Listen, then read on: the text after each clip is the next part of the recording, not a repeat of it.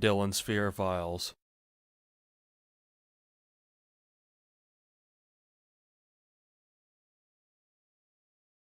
I was 3 the first time my mom got sick. I learned to cook so dinner would be on the table when Dad got home. I'm not sure how edible it was, but Dad would always smile and say it was delicious. I was 6 the second time she got sick. My baby sister was only a few months old, so I learned to make bottles and clean diapers. Taking care of Mika wasn't any harder than taking care of Mom. I was 11 when we moved to a small town way out in the middle of nowhere, and she got the sickest she had ever been. Dad was gone for work, so I learned to hide Mika in the closet, buried underneath a mountain of stuffed animals. Don't come out of the closet, Mika. Don't even make a noise, or the monster will get you. My parents had pulled me from public education and decided to homeschool me. I would never have admitted it then, but I was kind of excited at the prospect of doing schoolwork sprawled out in our living room floor in my pajamas. Everything went well for the first few months. Then Dad had to go to another state for a few weeks. The nearest neighbors were only a few acres away, and we were prepped on my mother's medical issues. Dad left, promising that nothing could go wrong. He'd be home as quick as he could, and then everything would be okay. As an 8-year-old veteran of taking care of my mother, I was confident in my abilities. He was wrong. I was wrong. We could never have been prepared for the long, long weeks ahead of us. To be honest, I don't remember what time of day it was, or even what I was doing when I suddenly felt that something was off. I do remember that it was in the middle of winter. There was 6 feet of snow that year, and it was in the double negatives. Mom had been feeling unwell, and had spent most of the day teaching Mika to read from the comfort of the couch. Then everything got quiet. "Mama?" Mika's little cherub face was filled with worry. Mama was just standing there, staring at nothing, her eyes glassy and vacant. The reading book fell from her lap as she slowly stood up and absently walked into the kitchen. We could hear her soft mumbling to herself in there. Then the laughter started. The horrible, awful, hysterical laughter. There was something wrong in it. It wasn't the ha-ha something is so funny. It was rough and maniacal. I ran into the kitchen and found my mother gripping the counter with tears streaming down her face, eyes full of fear, laughing uncontrollably. She started to hyperventilate, great sobs racking her body, while still laughing in that terrifying way. I rushed to the phone and called the neighbors. Mom was in bed for 3 days straight after that. Blinds pulled, no lights, door shut tight. I only went into her room to feed her, help her to the bathroom, and give her medication. Little red capsules, 3 for the first time, then 2 every 4 hours. Mika and I were very, very quiet during those 72 hours. On the 4th day she finally emerged. She seemed wilted. Her deep blue eyes seemed darker than before, but that could have been due to the dark circles surrounding them. She smiled weakly at us and mumbled an apology for being a bad mom, and told us what good girls we were. She slowly shuffled around the house for the next few days, attempting to do laundry, but the noise hurt her head, cooking, but the smells made her nauseous, teaching us, but her brain felt fuzzy. I worried she had had another seizure. We weren't allowed to tell Dad when he got his weekly call. We weren't to stress him out. Her next episode started much the same. Everything went quiet. The hairs on the back of my neck stood at attention when I turned to look at Mom. She had a crazy smirk on her face this time. It was almost sneer-like. "Mom?" She waved her head dismissively at me. "Mom, I'm gonna go get your medicine." She cocked her head to the side like a puppy and giggled at me. "Sure, my medicine." She covered her mouth and giggled. I shot out of the living room and into her bedroom to get those red little pills. I didn't know what was happening, but I knew those pills were my lifeline. Mika had started to cry when I got back into the room. I handed Mom her pills and headed for the phone, except it wasn't there. I stared at the empty phone jack in the hall with confusion. "Sissy, she took the phone," Mika whimpered.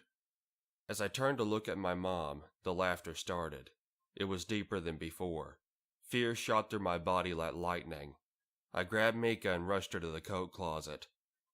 Do you know what it's like to be 11 years old, forcing a sobbing 5-year-old into her snowsuit, to send her by herself to trek through the 6 feet of snow over 5 acres to get to the neighbors. To just know, to absolutely just know, that she'd be safer out in the negative 50-degree Alaskan winter than in the warm house with her mother. It's terrifying. I knew Mika felt it too as she clung to me while I tried to force her out the door. Mika, look at me. Stay on the moose trail and go get Miss Kim. Tell her Mama's sick and then stay there until I come to get you. With that, I shut my baby sister outside and turned to face the cruel laughter behind me. Sit down, Mommy, it'll be okay. Miss Kim is on her way, she'll help you. And then the third most terrifying thing in my life happened. Mom stopped laughing and grinned at me. Her pupils fully dilated, making her eyes look solid black.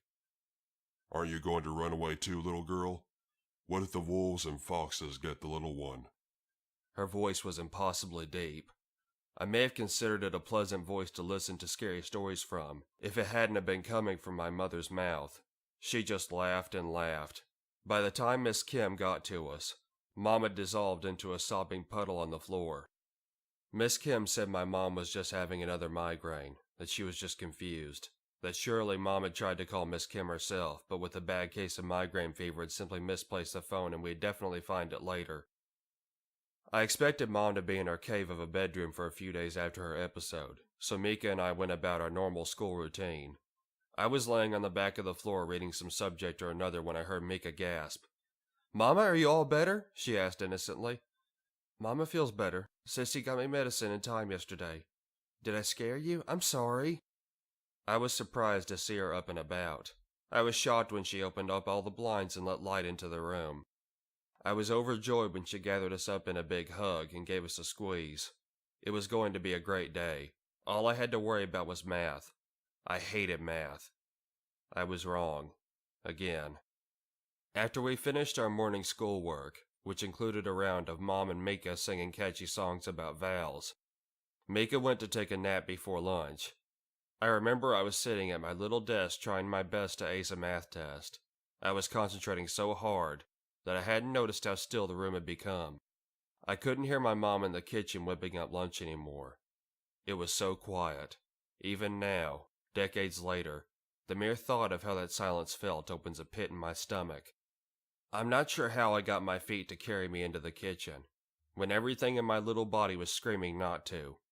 She wasn't there. She wasn't in the dining room either.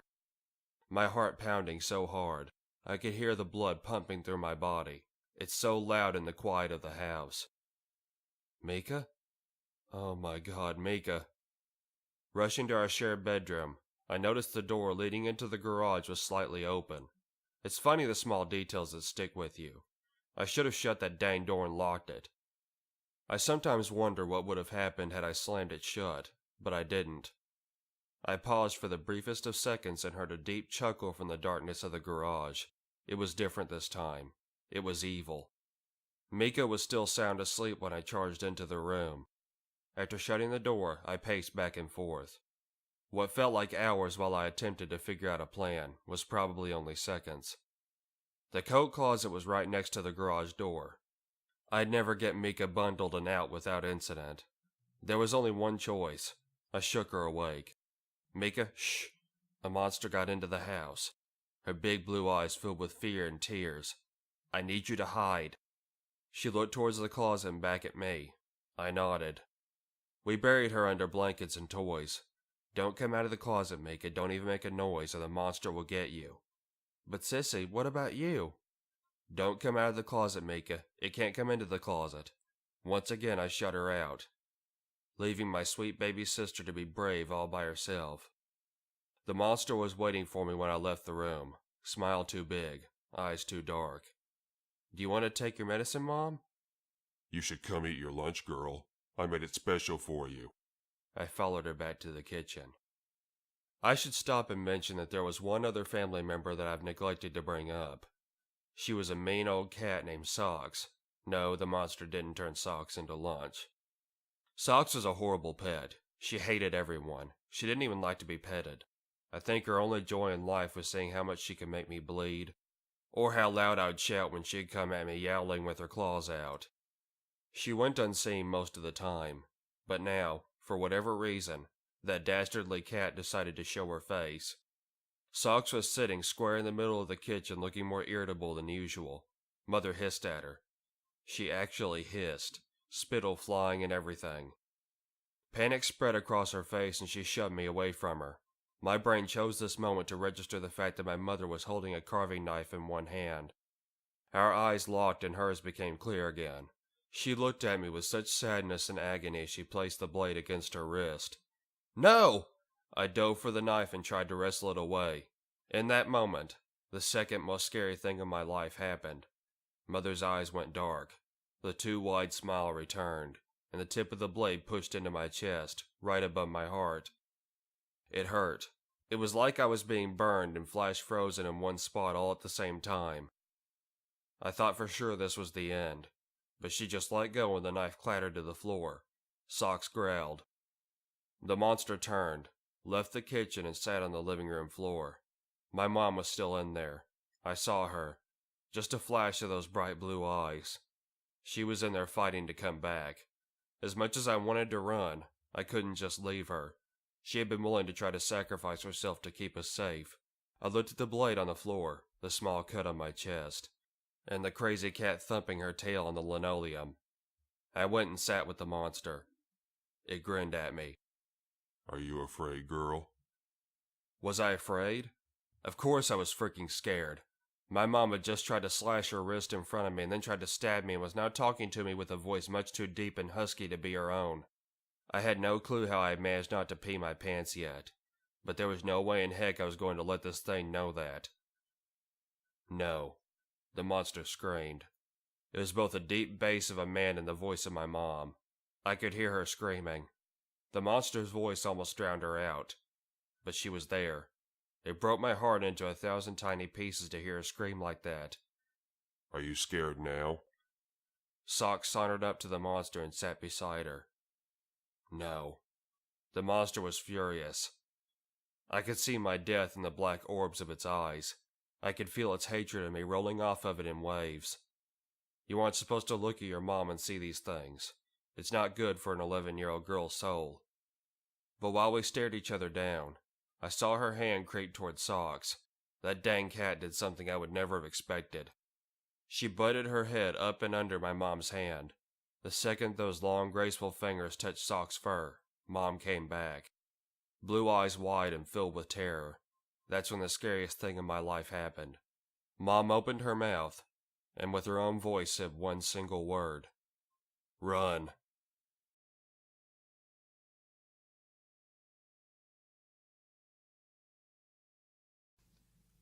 I am a home healthcare provider for the developmentally disabled and am currently working in a house that has to be haunted. Let me explain why.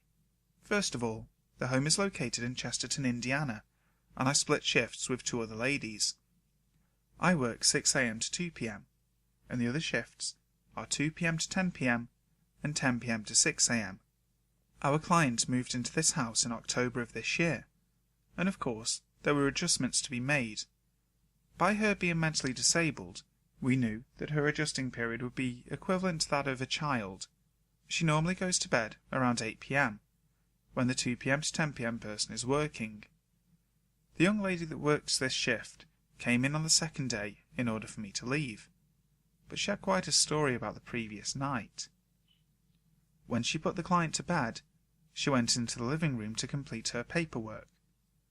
Not 10 minutes later, the client came running down the hall whining that she couldn't go to sleep because the man won't leave me alone. We both laughed it off, nervously I might add. About a week later, the knocking began.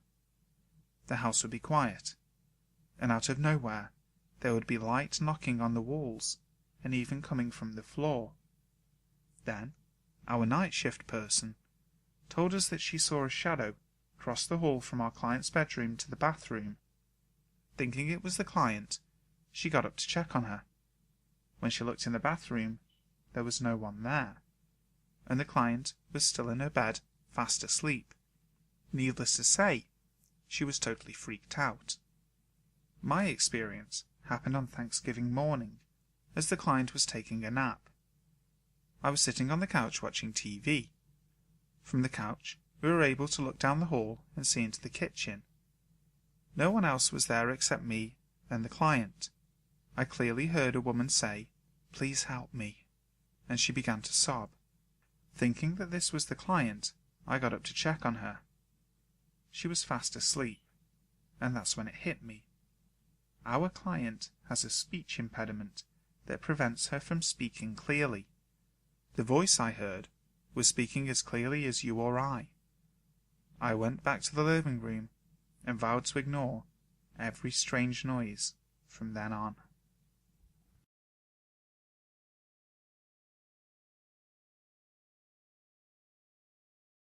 In the town of Bisden, nobody leaves their home after dark. As soon as the sun begins to set, shutters are drawn shut, candles are snuffed out, and doors are locked tight. Before the moon is fully risen, the entire town appears deserted, and silence reigns supreme. "Did you hear that?" whispered Freya, sounding very small and afraid in the dark. "Shut up," her older brother Froud hissed through clenched teeth as he eyed the black windows of the house nearest to them. "They're probably locked. Nobody in their right mind will leave their windows unlocked at night. Not in Bisden, anyway." "I told you we shouldn't play in the forest," continued Freya. "I said we should go back sooner." "And I said to shut up," Froud went on. "Whining about the past doesn't change the present." Froud looked at his sister, shivering in the dark. "It doesn't change the situation that we're in." Before Freya could respond, the faint sound of a child's laughter floated across the wind. Goosebumps erupted along Froud's neck and arms. Something about the sound seemed wrong. Maybe there's other... Froud clasped his hands round Freya's mouth. Pulling her in close, he shrank back into the shadows of the alley. Again, the unearthly sound drifted across the air. Freya tensed in Froud's arms as she realized the magnitude of their situation. A child's voice, oddly distorted, broke the silence of the night like a fist through glass. Come out, wherever you are." The thing lumbered across the mouth of the alley, just a few feet from Froud and Freya's hiding place. It was roughly the size of a child, yet shoveled with his arms hanging grotesquely close to the ground, making its disproportionate body appear markedly ape-like. It was completely nude, and had skin so shockingly white that it reflected the glow from the moon. The thing turned its shimmering bald head towards the alley as it crossed. Its face was perfectly smooth, and entirely devoid of feature, save for an impossibly wide smile with thin lips the color of blood. The crimson slash of its mouth appeared to stretch from ear to ear. Froud felt warmth spread down his thigh as his bladder let go. Freya whimpered. The thing froze mid-stride, its body becoming rigid as stone. Slowly, it turned its torso until it was facing the alleyway. It took a tentative step forward. Freya sucked in a sharp breath through her nose as she began to hyperventilate. Froud clamped his hand over her mouth, but he was too late.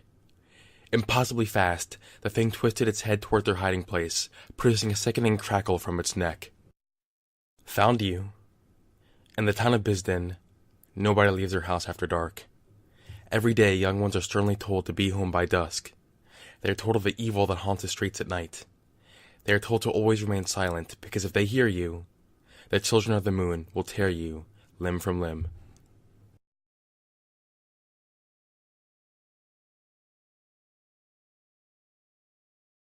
A boy was digging at the edge of the garden when he saw a big toe. He tried to pick it up, but it was stuck to something, so he gave it a good hard jerk, and it came off in his hand. Then he heard something groan and scamper away. The boy took the toe into the kitchen and showed it to his mother. "It looks nice and plump," she said. "I'll put it in the soup, and we'll have it for supper." That night his father carved the toe into 3 pieces, and they each had some. Then they did the dishes, and when it got dark, they went to bed.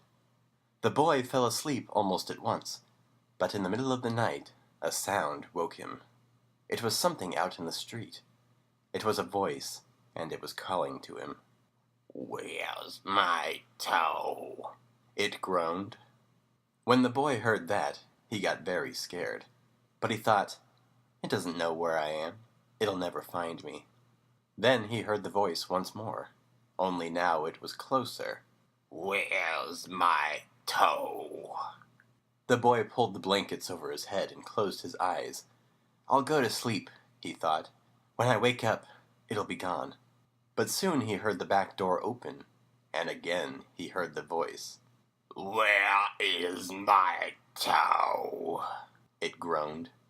Then the boy heard footsteps move through the kitchen into the dining room, into the living room, in the front hall. Then slowly they climbed the stairs. Closer and closer they came. Soon they were in the upstairs hall, and now they were outside his door. Where is my toe? The voice groaned. The boy's door opened. Shaking with fear, he listened as the footsteps slowly moved through the dark toward his bed. Then they stopped. Where is my toe? The voice groaned. You've got it!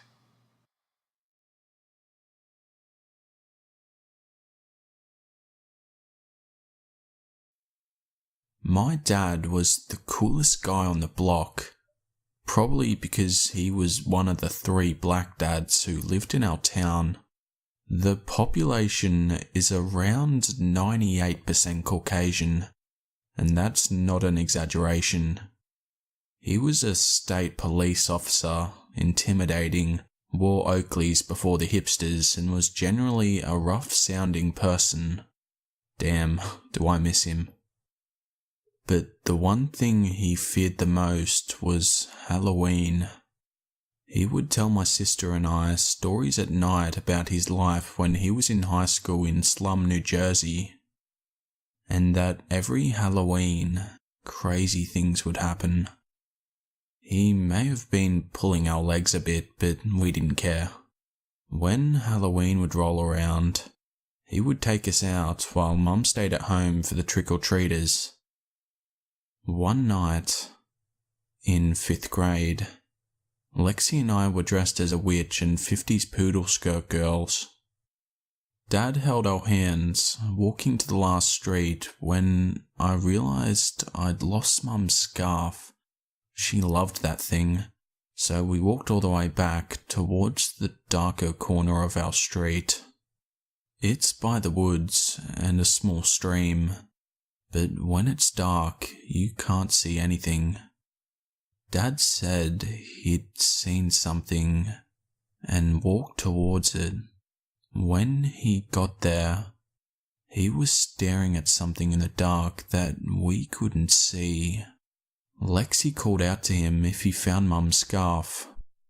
He told her to be quiet and started crouching down, looking in the distance. For several moments we stood there, waiting. I could make out the scarf above his head, tied to a branch. He grabbed the scarf tied, still staring in the dark. He started backing away. Then Dad screamed and sort of shuffled backwards. It was a low, throaty scream like he was furious. He was swearing too, but I don't remember what.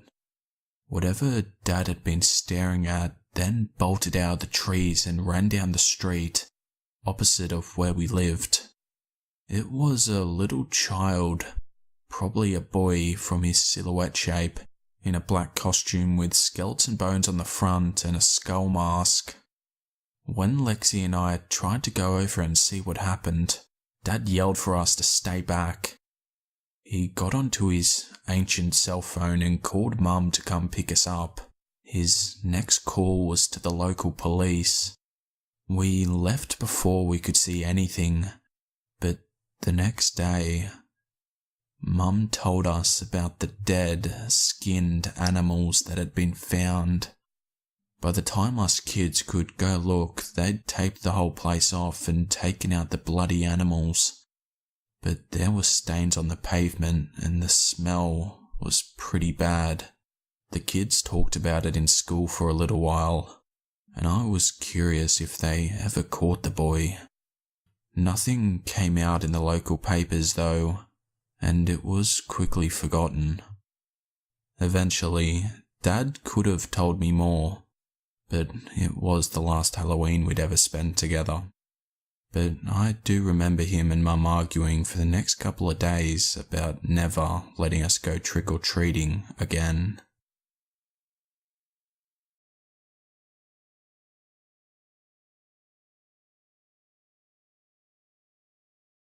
A little background. I grew up in the ghetto of California. I never knew my father, and my mother was a prostitute junkie, so I lived with my grandparents. We were a Mexican Roman Catholic household, and we've had the house my grandparents lived in for generations. This house has been forsaken and has had many atrocities committed in it. My father hung himself in the guest room. My great-grandmother shot her daughter, not fatally, in that house. My mother made meth in the basement for years. My brother and I were both raped in that house, and my aunt was shot in a drive-by in that house. But if you looked for any article about any of this, you won't find it. No one cared about the poor people colored in the ghetto, and I promise you, there was no God in that town. When I was 15, I shared a bedroom with my cousins. Let's call them Lupe, also 15, Maria, 19, and Tasha, 6. One night, Lupe woke up screaming this blood-curdling scream, and we all got up to check on her. She had a huge red welt the shape of a handprint on her face and was crying so hard. My grandma came into the room and hit Maria, Tasha, and I because she thought we did it, despite the hand being too big to be any of ours. We talked to Lupe after she calmed down and asked her what was wrong. She said she was having a good dream, but woke up after getting hit. The next few nights were tense, but nothing happened until a week later. Tasha was sitting at our desk, doing homework while we were just hanging out in the room. Suddenly, she started convulsing in the chair, and we ran to get our neighbor, who was an EMT. We couldn't afford a hospital, so the neighbor just put her on her side and did a few other things I didn't see because I left out of fear. After the seizure passed, she refused to tell any of us what happened. All she said was that the devil is real and he was mad. My grandparents proceeded to bless the house with holy water, burn various plants, and place twice as many crosses, Virgin Mary statues, and candles around the house. She also got our priest to bless the house. After this, we all wore rosaries and went to church as often as possible. A month went by with slamming doors, random knocks, whispers, unknown screams, bangs, and the usual poltergeist-type things. Then, Maria started to act weird. She would leave the room whenever anyone else would enter. She would mumble to herself, ditch school, and stop showering. She would walk aimlessly around the house and never made eye contact with anyone but me. And when she did, she would look at me with disgust. One night, my uncle woke up with her staring at him in his locked room. She would bite her nails till they bled, then drip the blood into a cup. Eventually, my aunt threw away the cup of blood, and Maria got so mad she moved out.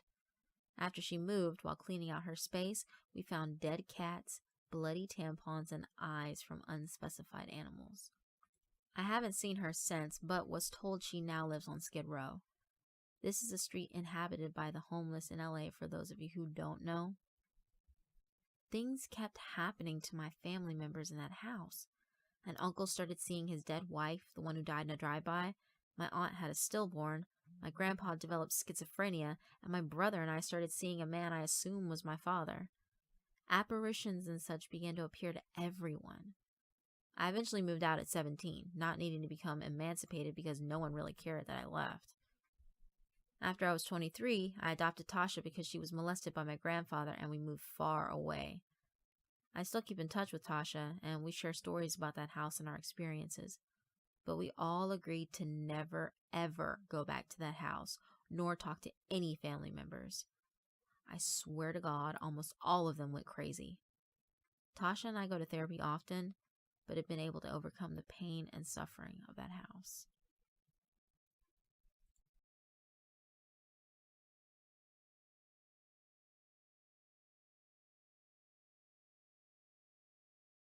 First off, this is my first post. I apologize for any spelling and grammatical errors. Second, understand that at the time this occurred, I was not living the healthiest of lifestyles. I quit using heroin when I was 25 and moved to France for 5 years.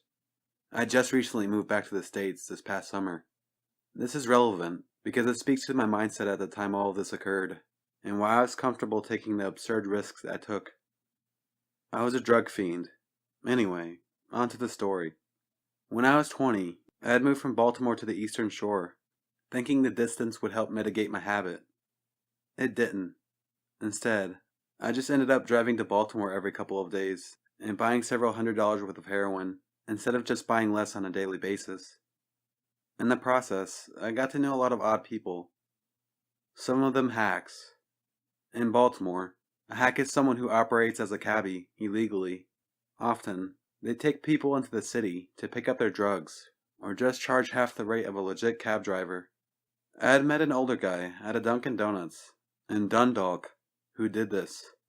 Now, I wasn't in the habit of using hacks, but one night, my ride went down on a one-way street, the wrong way, in front of a police officer, and we were pulled over and searched.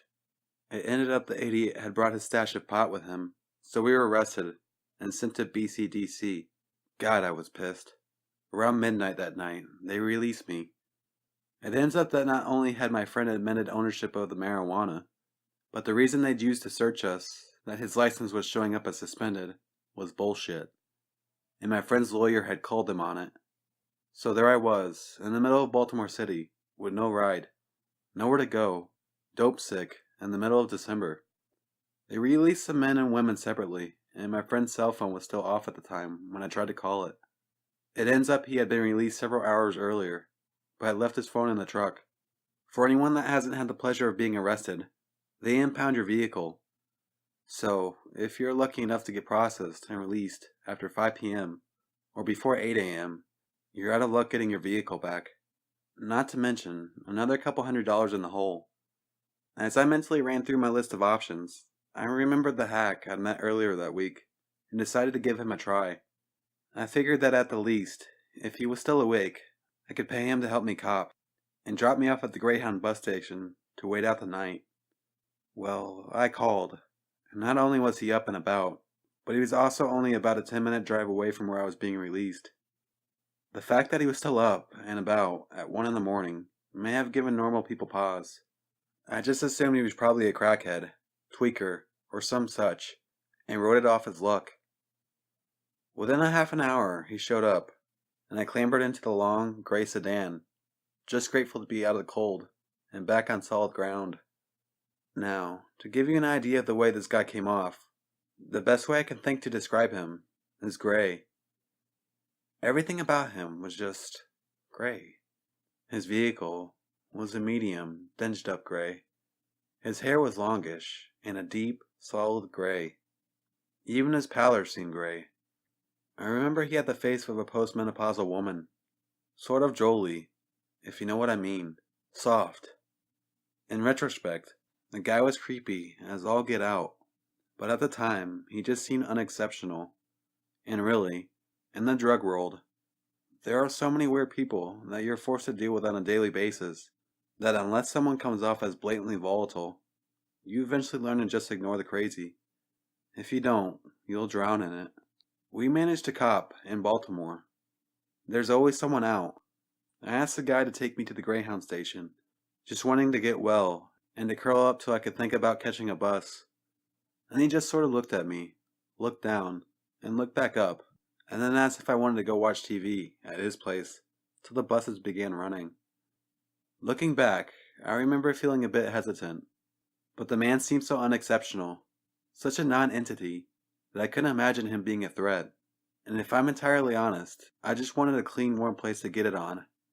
I was well beyond dope sick at this point, and my all-consuming thought was just to get straight. Taking my silence for hesitation, I remember him telling me not to worry, that he wasn't going to try anything.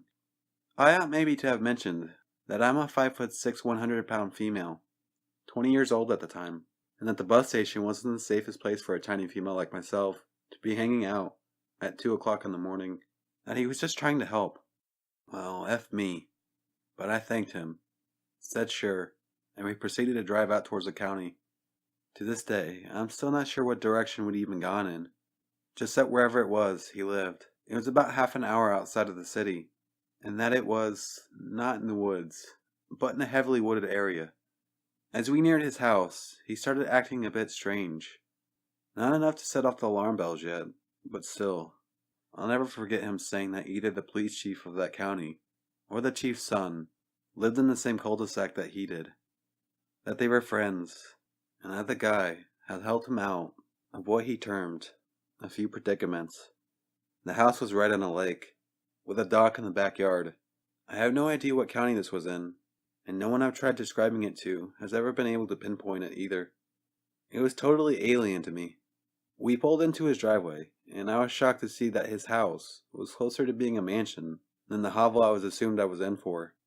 He would go on to tell me, as he parked and we walked up to the door, that it had belonged to his mother, who had recently passed away. Here's this ratty little man, with a ratty little car, and his ratty little clothes, and he's living in this extremely, well, not nice, but expensive house, driving around all day and night for pocket change, and basically living at Dunkin' Donuts. I was more than a bit skeptical. When we went inside, the situation became even stranger, but at least more familiar, more in line with what I've seen of the guy so far. The house was covered in two things, dust and knickknacks. And when I say covered, I mean covered. Every square inch of surface space was covered in tacky little porcelain angels and dollar store crap, shelves, tables, the top of the ginormous old box television. Even the kitchen was covered in them. The kitchen itself I only saw for a brief moment, but I'll never forget how even the sink was filled with the things. There were the obligatory dollies that all old people seem to have in spades, all of them coated in dust and discolored. I asked where the bathroom was, and excused myself to go get high. I was getting pretty weirded out by this point, and just wanted to get straight, so I could decide what to do. I did my thing, and went back to the living room, which was the first room you walked into whenever you came in the door. I didn't want to go any deeper into the house. I wanted to take a look at the lock on the door, create an exit strategy, and hope I didn't really need one. That hope was quickly dashed. The first thing the guy did was bring me a glass of water and a handful of pills. Puzzled, I asked him what the pills were for. He said, to sleep. Now, it's 3 a.m. at this point, and I have to be at the bus station by 6. At most, we have maybe 2 hours before we will have to leave. I tell him I don't think that's a great idea, since falling asleep isn't on the agenda, that we don't have time for a quick nap. Well, he starts to become pretty insistent that I take the pills. Believe me, if we weren't so out in the middle of nowhere, not to mention it being December, and bitter cold, at this point, I'd have booked. Instead, I sort of laughed and took 2 of the pills out of his hand, stuck them in my mouth, and took a sip of the water, saying, well, what the hell? Immediately he brightened, and shuffled off to get another glass of water, which I'd requested. Looking back, I shouldn't have even drank the bloody water. Idiot. I spit out the pills and shoved them in the seat of the sofa. This whole time we'd been talking about little things. Baltimore, local politics, music, nothing deep. At this point, he starts asking me about chemicals, about drugs. Specifically, what sort of drugs would knock someone out, but not harm them.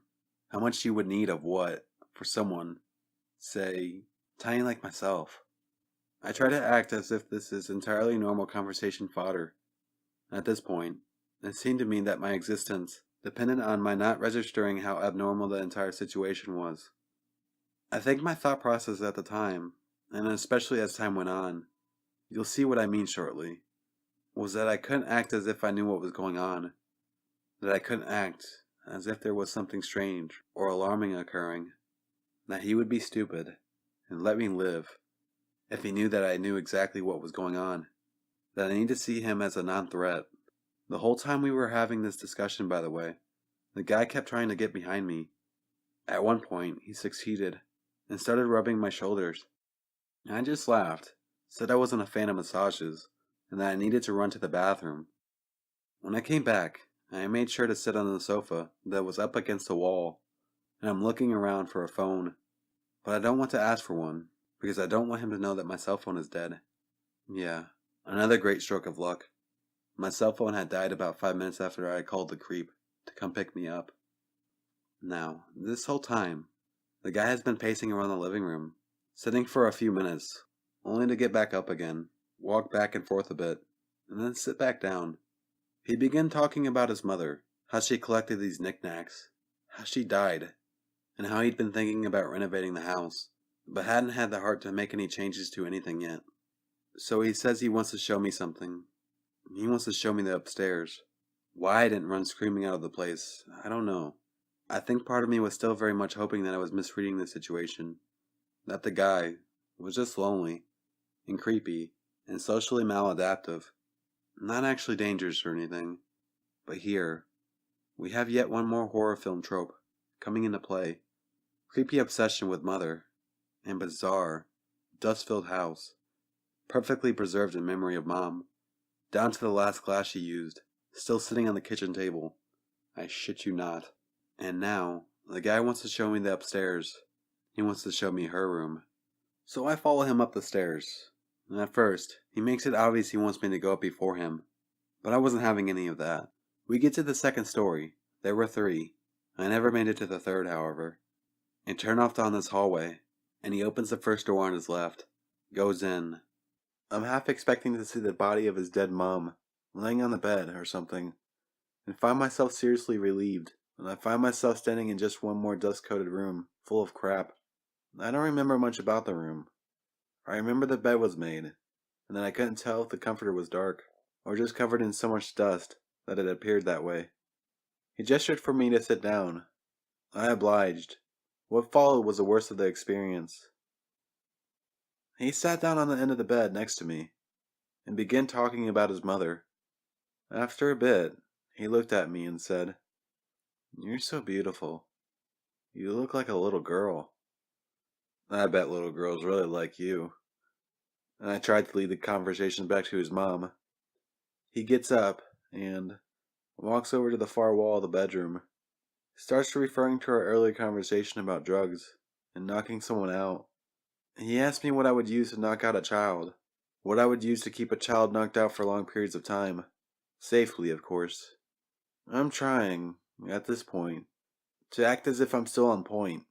As if I'm not finding this line of conversation to be dreadful, creepy, and horrible. I tell him I really don't know. I'm just a dope fiend. Not a chemist. He asked about heroin, and if that would be safe. At this point, I've just had it, and I think he can tell. He says, "I want to show you something." I begin to protest, to tell him that I have to use the restroom, but he insists. He pushes on the cheap wood paneling on the wall, and a large square of it swings open. He gestures inside, says he's been working on it for a few years, that it's just big enough for a small woman, but made for a child. It's a sort of cot, and there are loops on the ends, for rope, or some other restraint, I'm sure. I noped out of the bedroom, down the stairs. I didn't run. I just told him I had to go to the restroom again. While I am walking, shaking down the stairs, I pull my cell phone out of my purse and mimic dialing on it. I was lucky that he stayed behind too close up the bedroom and that thing in the wall, so he didn't see that my phone wasn't even turning on. I pretended to be having a conversation with a friend of mine, and at the point that he showed up, began loudly recounting what had transpired that evening to my friend. I told him how I'd called that Nightshift we had met. I had been with my friend Tom at the time we'd met this guy at Dunkin' Donuts to pick me up, and then I was at the guy's house, but would be leaving shortly. I then pretended that my friend had offered to come pick me up from the bus stop, and in one respect, I was lucky. The guy knew I was living out of town, but he didn't know I was living 4 hours away, or that any friend of mine would have to make that hellishly long trip if they were going to come pick me up. I told my friend that I'd head out to the bus stop ASAP, and that I'd see him soon. I still remember the look on the guy's face as I said that. It darkened. You know, the look that snotty, spoiled little kids will get when someone actually dares to tell them no. It was that look, but worse. Because there was something almost perverse about seeing it so openly displayed on the face of a 50-something-year-old man. So I started to grab my purse and zip up my coat, all the while gibbering on about how my friend remembered him and had said to tell him hi. It seemed, at the time, that there were 2 things that were of the utmost importance at the time. The first, to make him feel that I hadn't found him, or anything he'd said or displayed, odd. I didn't want him to think that I'd be some sort of threat to his plans or his well-being if he let me leave. Secondly, I wanted him to know that he was identifiable and that someone, at least, someone who could identify him, knew I was with him. This is pretty much the end of the story, although I had one more, far worse encounter with the same guy a couple of weeks after this incident. He took me to the bus station and acted shitty the entire time we were driving there. The second encounter convinced me that not only was I lucky to be alive, but I had spent several hours in the home of a serial killer. Do I think he had done anything yet at the time I spent the terrifying early morning at his home? No. I think he was gearing up to, though. And by the second, brief encounter I had with the guy, I'm positive he had. I don't know how to put it. That uncertainty he displayed with me was gone. I think by that point, he had crossed the line. In closing, I will say this. I did take down his license number as he was leaving that morning, and I did contact a friend of mine who was a police officer. A year or so after all of this happened, my friend called me and asked if I still had the guy's information. I didn't. He'd lost it, if he'd ever really bothered to write it down at all, and there had been several disappearances of young children in the very same areas that the guy, in our second, blissfully brief encounter, mentioned that he trolled. Just scoping out the little girls. I did try to find the man, and began by going to the Dunkin' Donuts that he had hung out at. The owner, who said the guy had spent every single morning there for a couple of years, told me that he had just quit coming the same week that this happened, and I think I finally figured out why he hung out there every morning. The day I went there looking for the guy, I noticed that there was a bus stop right in front of the Dunkin' Donuts. A bus stop full of elementary school kids.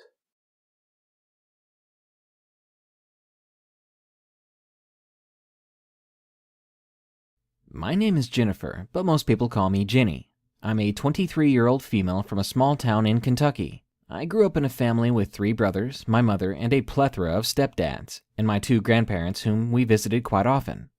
As a child, I remember experiencing a lot of paranormal things that I just could not explain. There are a couple of events that I remember as if they happened yesterday. For now, I will stick with the story that happened when me, my mother, and 2 of my brothers lived in a small trailer. I was about 9 years old when these events happened.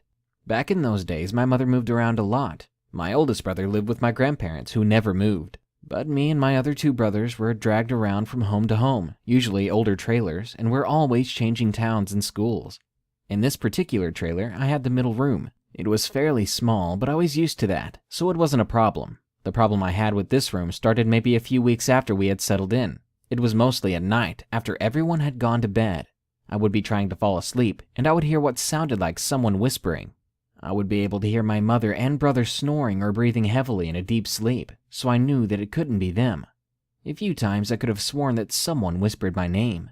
It terrified me, and I tried telling my mother about it. Naturally, she told me everything was fine, and that it was probably a dream or my imagination. The whispering continued to happen, and as much as it scared me, I didn't try telling my mother anymore because I knew she would not believe me. So I braved through it, night after night. Then something else happened. Now this could be an odd coincidence of sorts. I'll let you decide, because it's fairly strange now that I look back on it. At the foot of my bed, there was a hole in my wall covered by a piece of duct tape. I never bothered it. I only ran my fingers over it to discover that it was covering the hole, and left it be. Well, one night, I woke up, and I felt very scared. It was really dark in the trailer, and I was afraid of hearing the whispers again. So I quickly jumped up out of bed, and I turned on my light. I sat in my bed for a bit, calming myself down and looking around my room to make sure nothing had been disturbed. That is when I noticed the hole in the wall had been uncovered. I looked at it, inched a little bit closer, discovering the tape that had been on it, resting on the floor. What was strange is that the tape had a few dents and maybe a small hole in it, like something had pushed it out from the other side. Again, this could well be a coincidence. Maybe a mouse pushed it out. But after that night, things started to escalate. The whispers started to die down a bit, but were replaced by other happenings. I would see what looked like a black, shadowy blur race back and forth in front of my doorway. My mom kept a very small light on at that point, so I was able to see it. Once it paused in front of my doorway, just a shadowy mass, before darting off again. I could hear my mom snoring and my two brothers deep breathing, so I knew it wasn't their shadows. That and their shadows would have casted themselves on the wall, and they would have had a human shape, unlike this. The floors were also very creaky. No matter how silently you tried to walk, the shadowy mass never made a noise. A few nights later, I began hearing scratching on my wall. I tried debunking this as best as I could. Maybe it's a mouse again, or maybe my pet turtle I had at the time had gotten out of his box. I leaned over to look in his box, and I found him there, sleeping peacefully. Okay, it had to be a mouse then, so I laid back down and I turned on my left side to find that my blanket was moving. It looked as though something was pushing it up from underneath, and it was right at the wall that the scratching was coming from. Fear gripped me as I slowly reached a hand out and swiped the covers away, looking at the small gap between my bed and the wall. I uttered a frightened gasp when I see what appeared to be a shadowy hand pulling back into the darkness. I froze for a moment, and I began to cry. I turned on my light again, and I stayed there until daylight shined through my window, exhausted. Finally, in the morning, only when the light was up, did I fall asleep. When I did wake up, I remember telling my mother about my experience. I would have as soon as it had happened, but my mother hated being woken up. And just as I thought, she once again said it was a dream or my imagination running wild. I was frustrated. I was scared. I had to continue sleeping in that room. Around Halloween of that year, my mother purchased 2 skeletons on stands. They were bride and groom skeletons and had buttons on their heads that you pressed to make them sing. Well, being a child and already scared of spooky things for obvious reasons, I was a bit scared of these skeletons. They were just a bit shorter than I was. And while I did think their singing was funny, they were still pretty creepy to me. It really didn't help matters when my mother decided to store them in my closet once Halloween was over. I guess we just didn't have anywhere else to put them. I objected, but it was no use, so I made sure that my closet was closed tight at all times, terrified that I would see a grinning skull peeking out at me if there were any cracks. My closet consisted of 2 sliding doors that were a bit broken, and it was challenging to get them shut all the way and to keep them that way. After the skeletons were put there, I had a few uneventful nights of peaceful sleep. No whispers, no scratching, and no shadowy masses or hands. I began to think that maybe I was just being silly. So one night, while everyone else was watching television in the living room, I decided to be brave and face my fears. I scooped up one of the 2 puppies we had just gotten and took them to my closet with me. I opened it up, and those 2 skeletons stood there, the groom in front of the bride, just as I had left them. I poked around at the groom and pressed the button on his head, giggling at his singing. After a few minutes of this and feeling slightly more at ease, I decided to move them so I could have better access to my closet. Well, that's when it happened. It was almost like it was in slow motion, as I suppose a lot of things can seem to be when you're scared. I had stepped back and was about to put my puppy down when I looked up in the groom's skeleton's hand, and I'm not kidding you about this.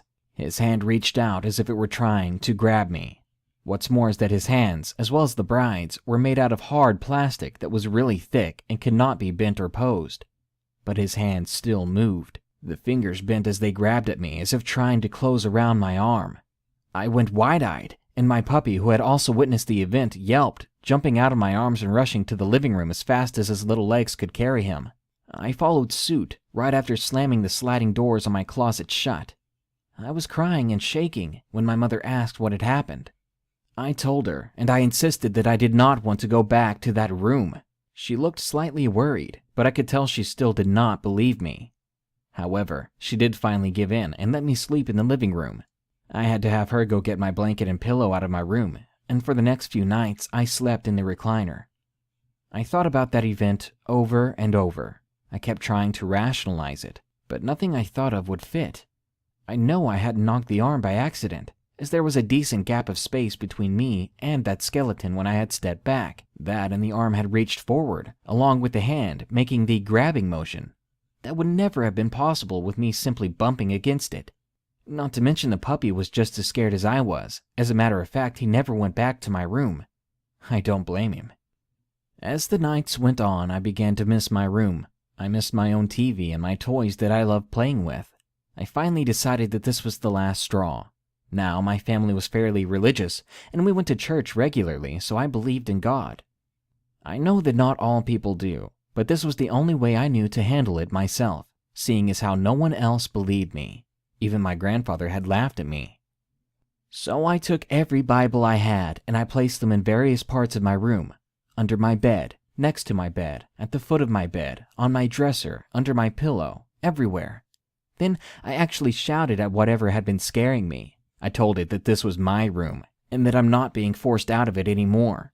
I was tired of it scaring me, and I was done being pushed around. I was quite proud of myself. Then I looked at the wall and saw the hole. I had never liked it, so I took fresh duct tape and I put it over the hole. Then, being a Christian, I formed a cross out of duct tape, and I taped it on the hole as well, and even made a few more around it. It sounds silly to a lot of people, but hey, this is all I knew, and it did make me feel better and safer. After that night, I don't recall anything else happening, really. I'm still not sure what on earth it was that kept me terrified. Was it a ghost, a demon, maybe even hallucinations? I have no clue. I was never actually harmed, but who knows what could have happened if I let it go on. Maybe the scares would have just continued to escalate, or maybe more bad things could have happened. I've had experiences over the years. I think that maybe those experiences in the trailer were specific to that trailer in that bedroom. Ever since we moved, I haven't had any similar issues. And even those skeletons are in my possession still, amazingly enough. They have never moved again, and they no longer scare me. I hang them in my room for decoration, and I enjoy them now as I still love Halloween. But if I ever have children, I will be sure to listen to them if they ever tell me that anything like that is happening. I would rather be wary and discover that there really isn't anything there than to just ignore it and brush it off as my child's imagination and let them be terrified and have to deal with it on their own. I still deal with a few things like this myself, and I always have a light on at night now, and I have a cat as a companion, so I'm never fully alone. I may have beaten it, but I think I'll always be afraid of it happening again.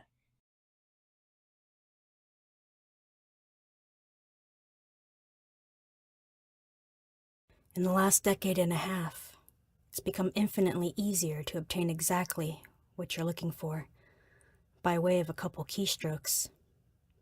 The internet has made it all too simple to use a computer to change reality. An abundance of information is merely a search engine away, to the point where it's hard to imagine life is any different. Yet, a generation ago, when the words streaming and torrent were meaningless, save for conversations about water, people met face to face to conduct software swap parties, trading games and applications on Sharpie-labeled 5 1/4-inch floppy disks.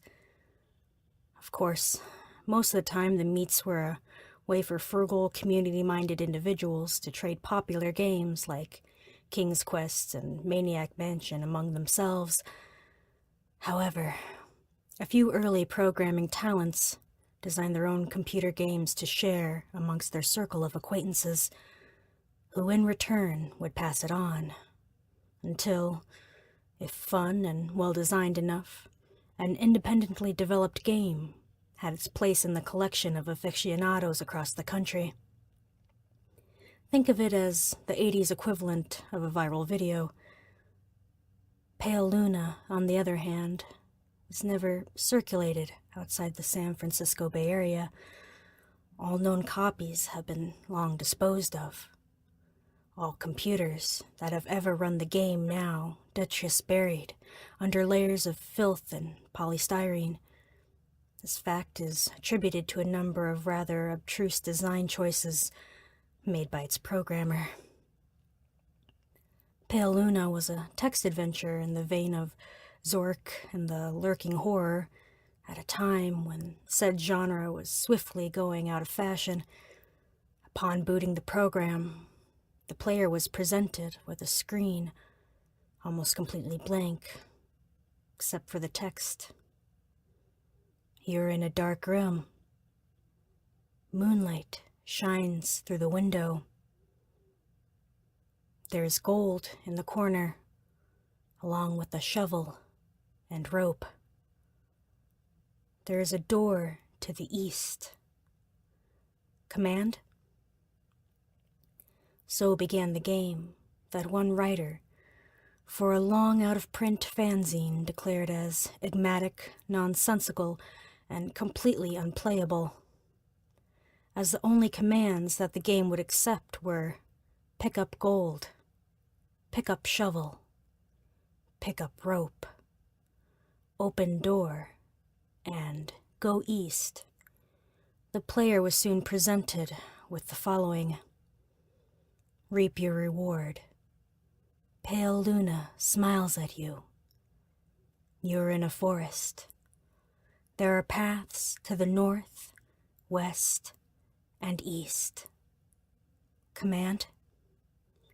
What quickly infuriated the few who've played the game was the confusing and buggy nature of the second screen onward. Only one of the directional decisions would be the correct one. For example, on this occasion, a command to go into the direction other than north would lead to the system freezing, requiring the operator to hard reboot the entire computer. Further, any subsequent screens seem to merely repeat the above text, with the difference being only the directions available. Worse still, the standard text adventure commands appeared to be useless. The only accepted non-movement related prompts were use gold, which caused the game to display the message. Not here.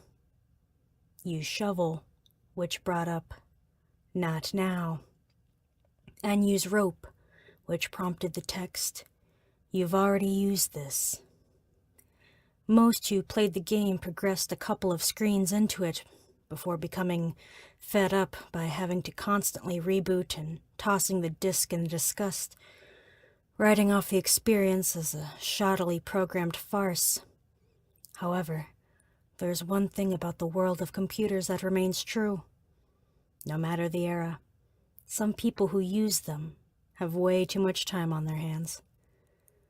A young man by the name of Michael Nevins decided to see if there was more to Pale Luna than what met the eye. 5 hours and 33 screens worth of trial and error and unplugged computer cords later, he finally managed to make the game display a different text. The text in the new area read, Pale Luna smiles wide. There are no paths. Pale Luna smiles wide. The ground is soft. Pale Luna smiles wide.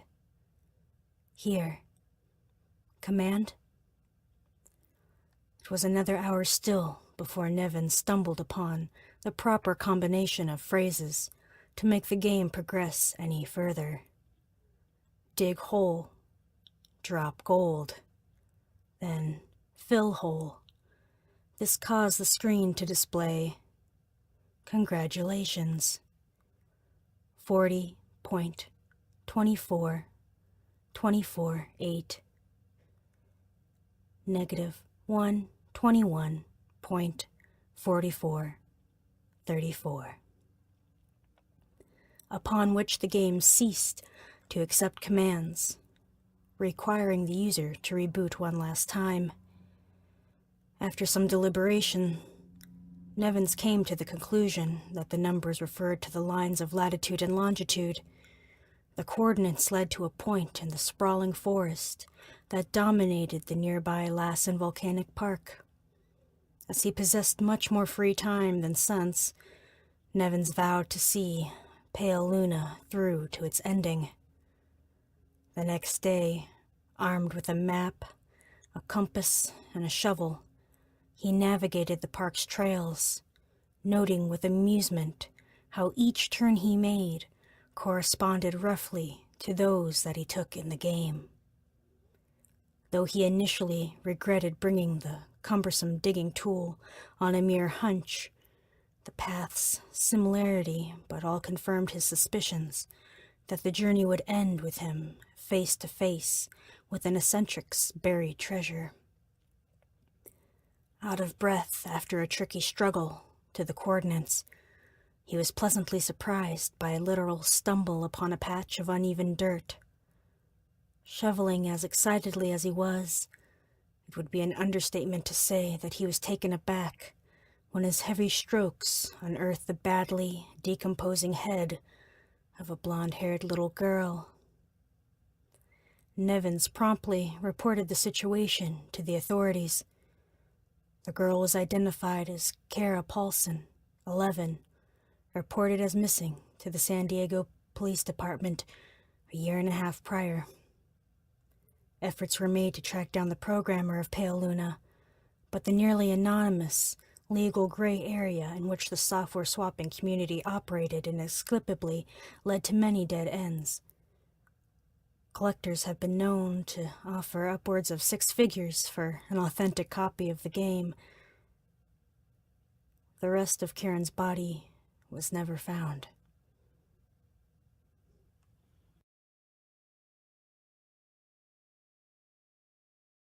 This is written from the perspective of my mother. This house was so pretty.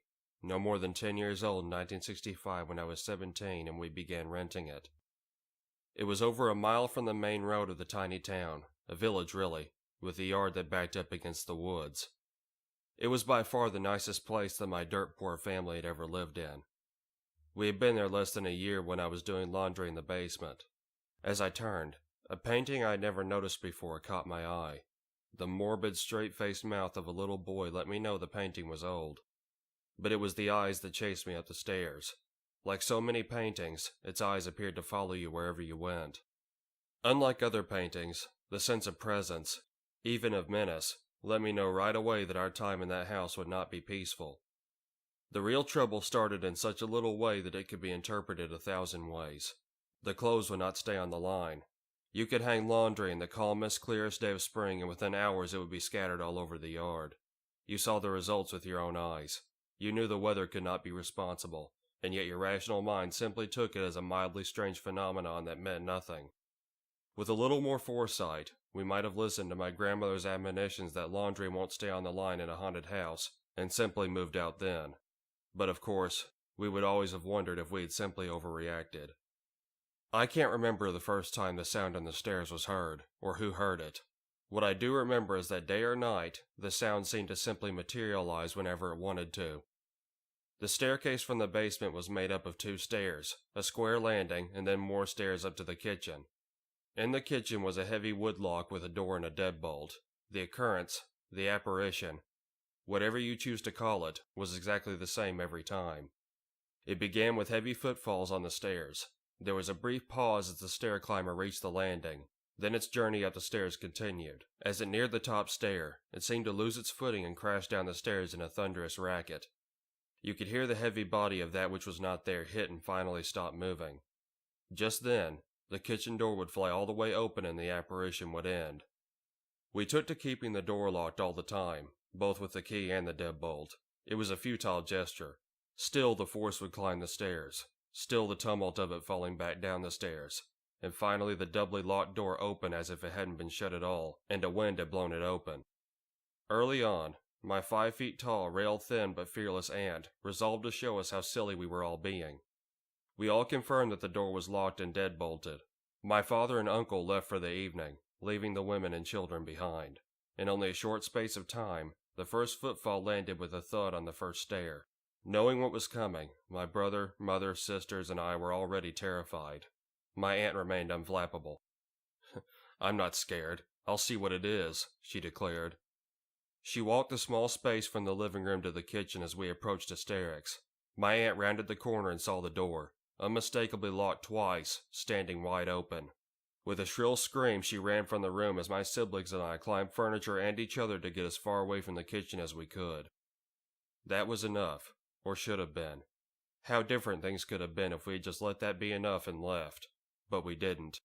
And the events were neither at their end nor at their climax, and my little brother would pay for our stubbornness for the rest of his life. His habit was to walk into town and do the things teenagers do. He would stay out late, and to avoid waking the rest of us, he would sleep in the basement regardless of its history. One night he followed his customary pattern. He went to sleep in the basement. My baby brother was fearless. Late in the night, something he couldn't describe happened. All he could say, when he would talk about it at all, was that something woke him up, though nothing appeared out of place. Uneasy, but undeterred, he went back to sleep. When he was awakened the second time, he was engulfed in a blue mist. He tried to move, but couldn't. He tried to scream, but couldn't. The mist was cold, but not wet. It was alive. My brother could feel the mist trying to get inside of him. He could not know what it would mean if it got inside him. He only knew it'd be the worst, maybe the last thing that ever happened to him. So he stayed awake. He fought to move. He fought to scream. He fought to keep the mist outside of him. He may have been fighting for his soul. Time means nothing in such circumstances, and whether it was 5 minutes or hours, he doesn't know. My brother was different from then on. He was nervous and frightened, and he simply couldn't sleep. His only rest came when exhaustion overcame him and he essentially passed out. At night he was never in the dark. At least one light had to be on. Half a century later, he still relives that night from time to time, staying up with all the lights on. One more set of renters moved in, then rapidly moved out. They too found more than just a house in the sweet-looking little rental. But the final occupant, however briefly, was the owner. After the last renters moved out, he moved into the house alone and died of what was ruled a self-inflicted gunshot wound. Like so many other things about the house, nobody will ever really know what happened. The house still stands, abandoned and in shambles, but has not had a resident in 55 years.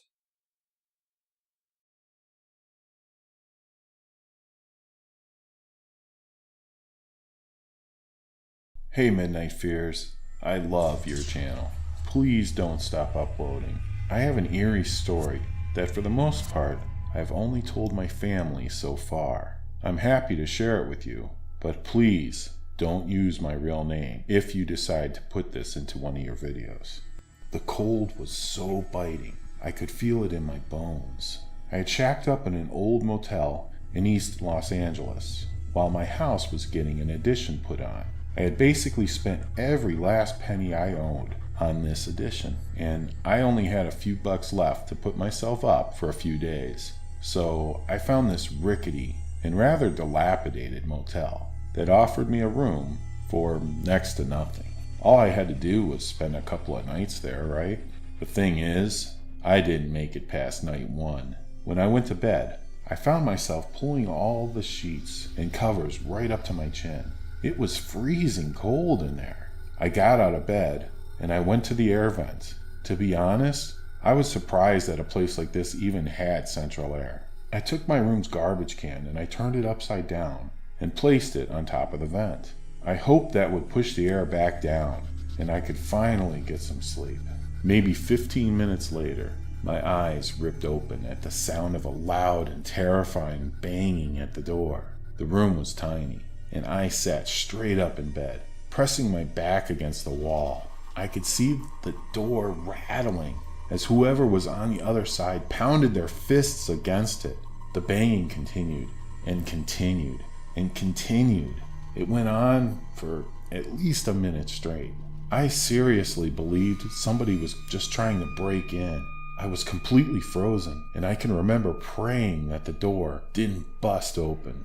The force was so great, I thought I was going to be murdered that night in this old broken down motel. Then, all of a sudden, the banging stopped. Silence fell over the room again. I was still on pins and needles. For all I knew, whoever was out there was going to burst through the window at any moment. I half expected that to happen and actually waited to hear the sound of the glass breaking. But then a minute passed, and then another minute, and then another. Nothing. I got up out of bed and I slowly walked to the door, making as little noise as possible. I crept up to the eye hole and peered through it. On the other side of the door stood a woman who looked like she had been injured. The motel room was on the second floor and it faced the road.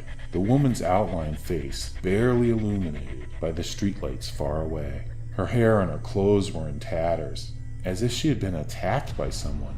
But what was so eerie is that she simply stood there, motionless, with her eyes wide open and her mouth closed. She said nothing and stared intently at the door, as if she was looking right through it.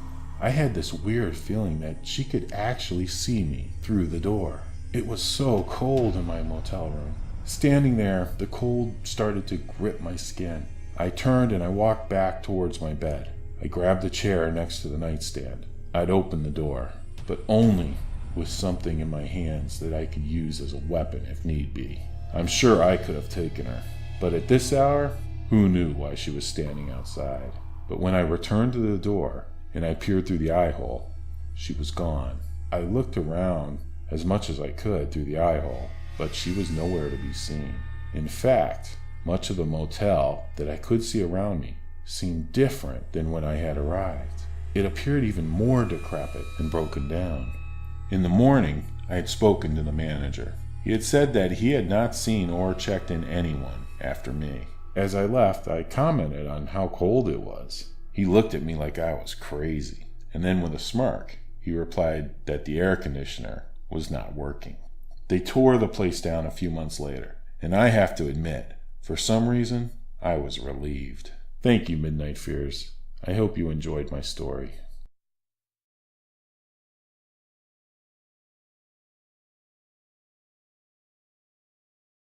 Some boys and girls were at a party one night. There was a graveyard down the street, and they were talking about how scary it was. "Don't ever stand on a grave after dark," one of the boys said. "The person inside will grab you. They'll pull you under." "That's not true," one of the girls said. "It's just a superstition." "I'll give you $1 if you stand on a grave," said the boy. "A grave doesn't scare me," said the girl. "I'll do it right now." The boy handed her his knife. "Stick this knife in one of the graves," he said. "Then we'll know you were there." The graveyard was filled with shadows and was quiet as death. "There's nothing to be scared of," the girl told herself, but she was scared anyway. She picked out a grave and stood on it. Then quickly she bent over and plunged the knife into the soil and started to leave. But she couldn't get away. Something was holding her back. She tried a second time to leave, but she couldn't move. She was filled with terror. "Something has got me!" she screamed, and she fell to the ground. When she didn't come back, the others went to look for her. They found her body sprawled across the grave.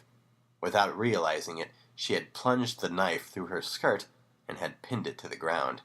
It was only the knife that had held her, and she died of fright.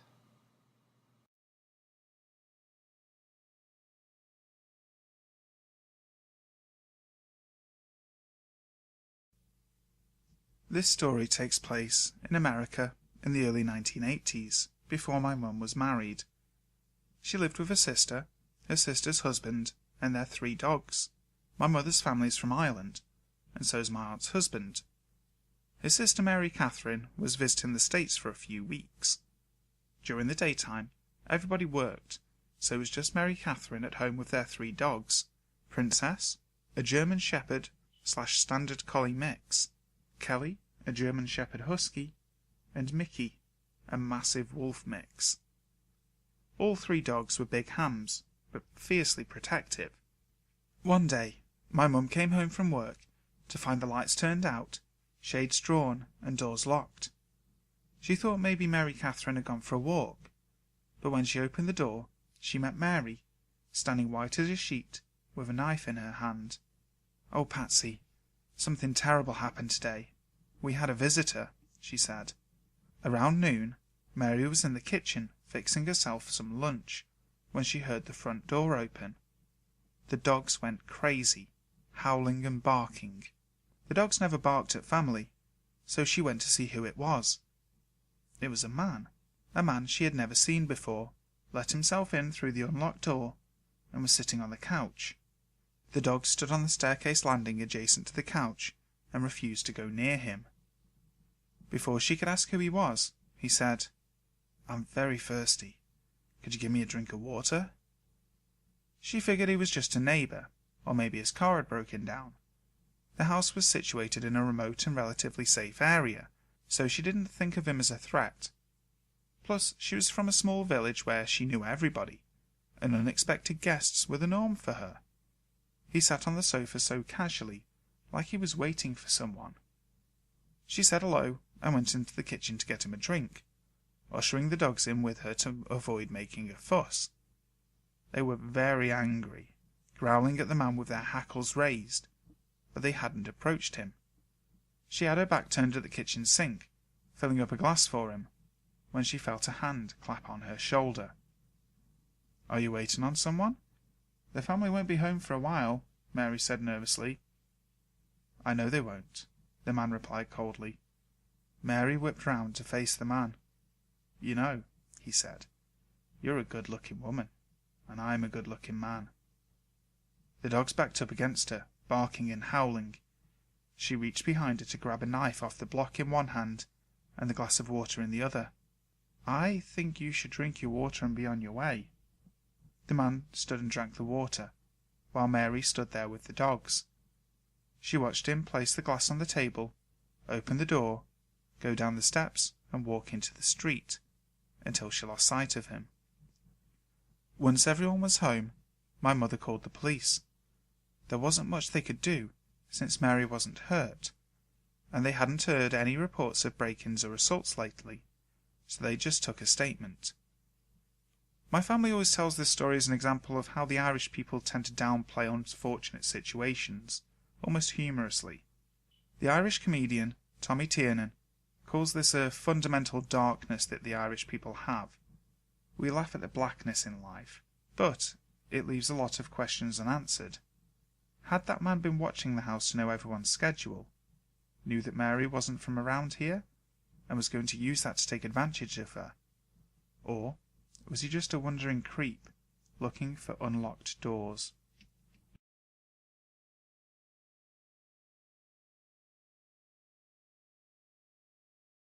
It was Halloween of 2015. A friend of mine called me and asked me if I wanted to go with her to the haunted house that was at my town. I told her I would tag along in an hour or so. I hung up, got into my costume, and when I was ready I drove to the haunted house. I saw my friend and walked towards her. She was wearing a cute little sailor costume and I was wearing a short Harry Potter romper. We bought our tickets and waited for quite a while. It was Halloween, so of course the haunted house would be full. As our turn finally arrived, the host said that we needed 2 more people with us, because the minimum people in a group were 4. We looked around and saw 2 friends of ours. We asked them if they wanted to come in with us. They agreed and we all went in. I actually wasn't scared.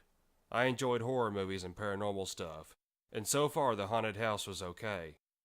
The attraction was located in a golf court, so part of it was inside a ballroom and the other half was outside. We finished the indoors part and were ready to head outside. As we were walking beside an old RV, my friends and I heard a hard knock. We looked around and figured that it was part of the attraction. We shrugged and kept walking. While we were walking beside a lake, a man wearing a white mask cornered me and my friend. He kept calling us pretty girls, and he even touched my thigh. We were surprised by that because right before we entered the house, the host told us that the monsters weren't allowed to touch us and vice versa. We couldn't record nor run. Immediately after the man had touched my thigh, I pushed him and we all started running. My friend turned around and screamed as the mysterious guy was chasing us, picking up our pace.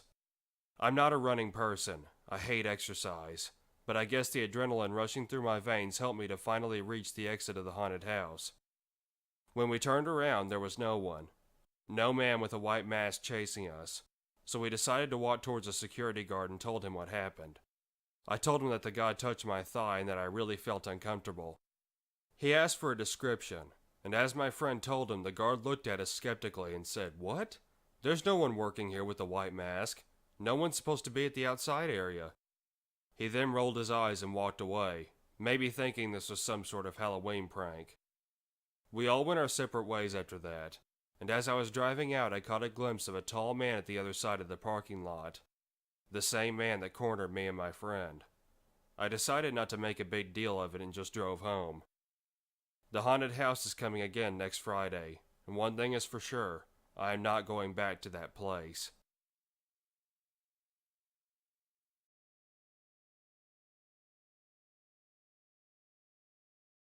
On our Halloween 2015. Halloween night started with myself and my buddy getting ready, putting on our costumes at my buddy's house. For the sake of privacy, I will refer to him as Brad. Brad and I were invited to a party by the girl he was dating. I was going dressed as a dead construction worker, while Brad dressed up as Maverick from Top Gun. We both looked pretty dumb, as we didn't put much effort into our costumes. He was excited about seeing the girl he had just started dating, and I was equally excited to see and flirt with some chicks that night. Once we were both ready to go, we headed out. Brad's new girl sent us a text with the address attached, and we GPS'd it. Brad drove us both to the party, which was about 30 miles away, on the outskirts of our city, out in the country. We drove down a very long, dark street with no street lamps, and eventually made it to the house. The house was at the end of a long driveway, and when we pulled up, we saw a good number of cars and trucks parked out front. I'd say about 20. We were both pretty psyched, as this party looked to be awesome. Music was blaring from inside. The outside of the house was lit up with black lights and decorated with Halloween stuff, and red light was pouring out of the windows from inside. This place was a 2-story. It was very nice. It was surrounded by acres of farmland. There was not another house in sight. When we went inside, we found Brad's girl sitting on a couch in the living room, talking to 2 other people. We sat down, and Brad's girl said hello and came over to us, sitting next to Brad. She was dressed as a vampire. The 2 people she was talking to were wearing masks, one of them a guy, the other a girl. The girl was wearing a ghost face mask, and the guy was wearing just a mask with normal clothes. His mask was one of those black, blank face masks. We all talked for a while, with people rushing around us, dancing, and getting hammered. The guy was quiet. He only spoke when somebody spoke to him. I thought he was a little weird and creepy, and it didn't seem like he was having much fun. We assumed that the 2 had come together, but found out that the Ghostface girl had come with 2 other girls, and the guy said he had come with his friend but couldn't find him now. After a couple hours of talking, laughing, and drinking, my vision was starting to get blurry, and I was getting pretty damn drunk. Brad and his girl had gotten off the couch and walked off somewhere, and the other 2 were still talking to each other on the couch next to me. They seemed to be flirting and having fun. At this point, I was people watching and sipping on my 5th mixed drink, Jack and Coke. I noticed that the blank face guy kept leaning his head back, and I'm pretty sure he was looking upstairs at the bedroom doors. I couldn't tell, because with his mask I couldn't see his eyes. The ghost face girl didn't seem to notice this. She was all over him and talking his ear off. At some point, I positioned one of the couch pillows behind my head and started to drift off to sleep. Going in and out of consciousness, I woke up for a moment completely and looked around the room. Shit was spinning at this point, and there was less people walking around. Way less. I pulled my phone out and checked the time. It was 3:45 a.m. I slipped my phone back into my pocket and leaned my head back on the pillow. I started closing my eyes, but right before I did, I noticed that the blank face guy was now leading the ghost face girl up the stairs. Her head was down, and she looked like she was barely awake and drunk as hell. He was helping her walk up the steps, and then they disappeared into a bedroom. The next thing I knew, Brad was shaking me and telling me that he wanted to leave. I asked if he was cool to drive, and he assured me he was. I got to my feet, and the room spun. I felt like I was going to puke right there, but I managed to make it outside. The sun had just gone up when we made it back to Brad's house, and we both collapsed on his couches and passed out. Hours later, I awoke to Brad's sister waking him up and questioning him. She asked if we had gone to that party out in the country, and he said yes. She was frantic and said that somebody was killed there last night.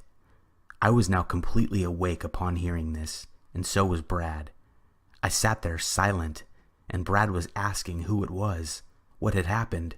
His sister said that she didn't know the girl's name yet, but that she was found murdered in an upstairs bedroom. She had been stabbed, I thought to myself, no way. Sure enough, to my disbelief, later on that day, they showed the girl that was killed, and it was the Ghostface girl. She was stabbed 36 times. The police questioned everybody who was at the party on Halloween, including Brad and I. Of course, I was very quick to tell them about the guy that brought her upstairs, and that he was wearing blue jeans, a black t-shirt, and a black blank face mask. To my knowledge, they never found that guy, and the person who threw the party said she never invited or saw the guy wearing a black blank face mask.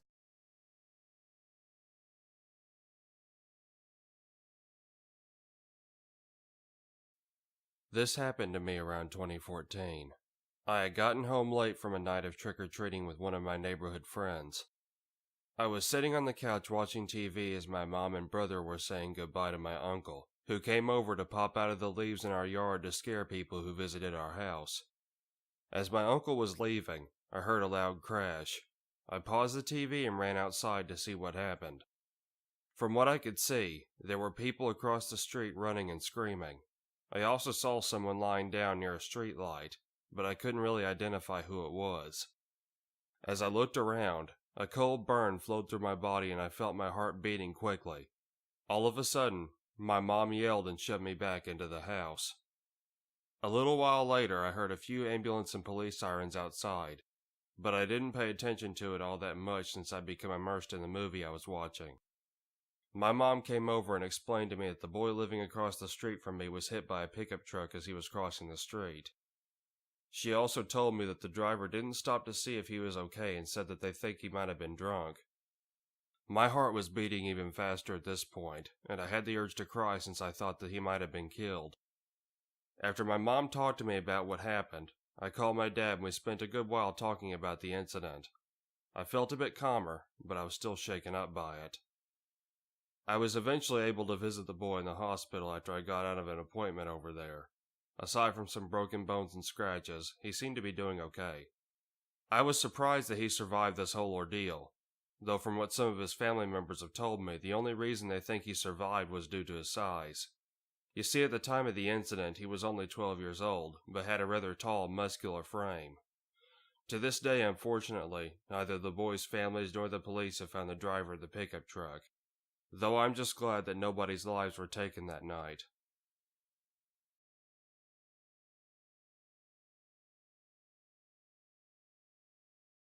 My best friend in the 9th grade was a girl I met in my locker. I met her in the middle of the term. Never knew how she got into my locker. Strangely enough, the night before I found her, I couldn't manage to get to sleep. You see, my area was notorious for being loud at night. Disco parties, car alarms going off, that sort of thing.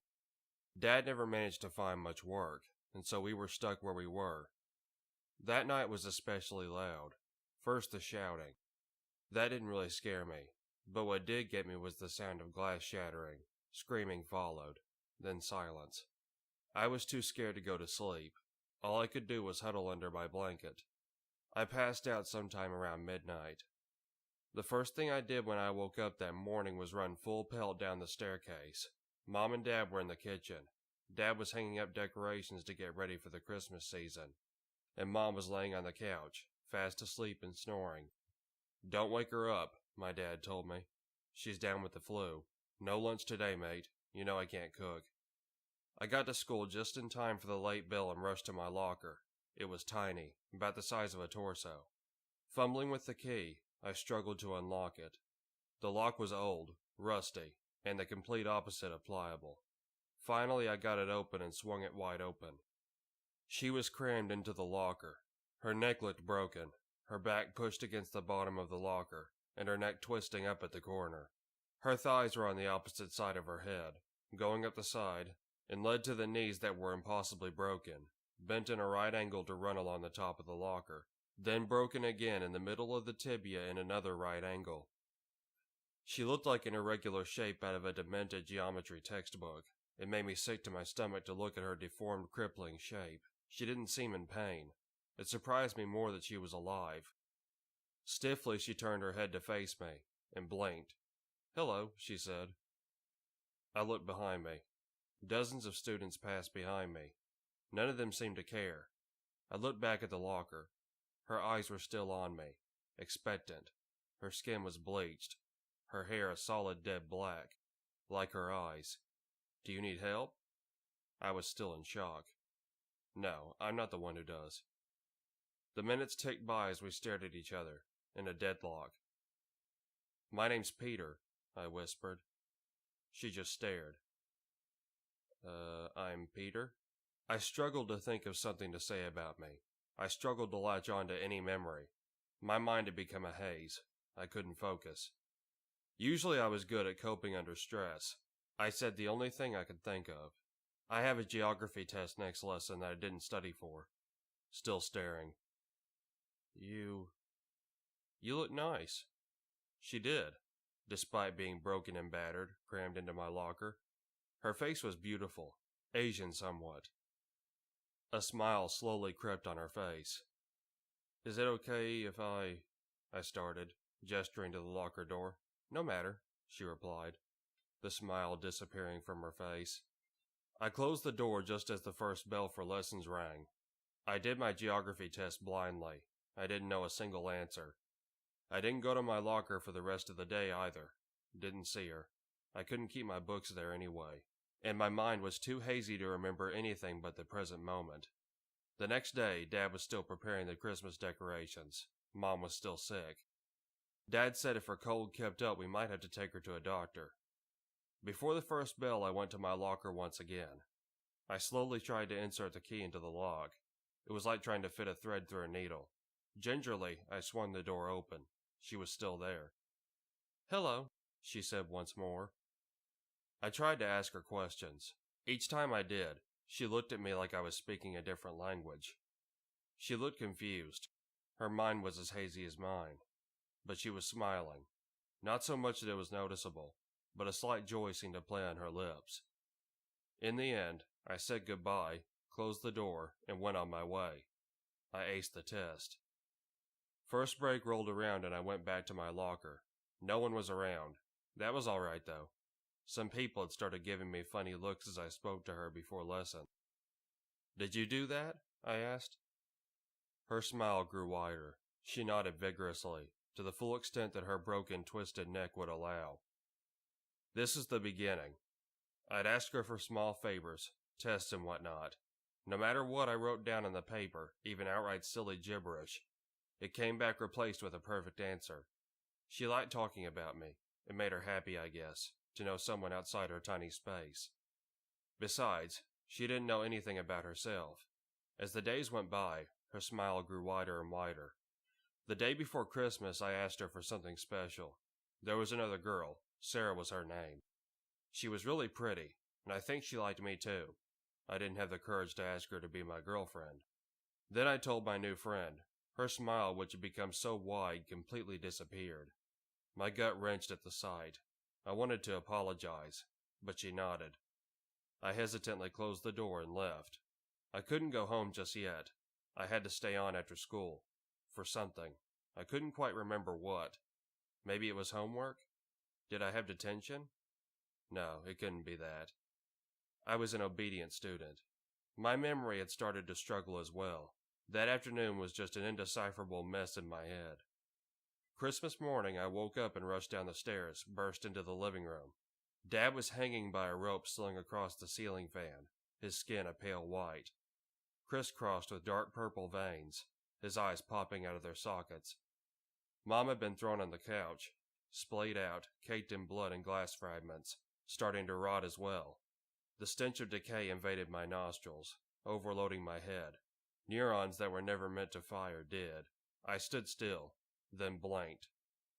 Dad was midway through hanging the Christmas decorations. He stopped to stare at me. You alright, chap? You look like you've seen a ghost. My eyes darted to Mom, asleep, snoring. My repressed breath slid through my gaping lips. I'm sorry, sport. Old Nick didn't stop by yet. I have to finish up the decorations, see? He'll have stopped by once he come home. I went to school, dismissing what I saw. My head was still acting up after all. Minor hallucination, see?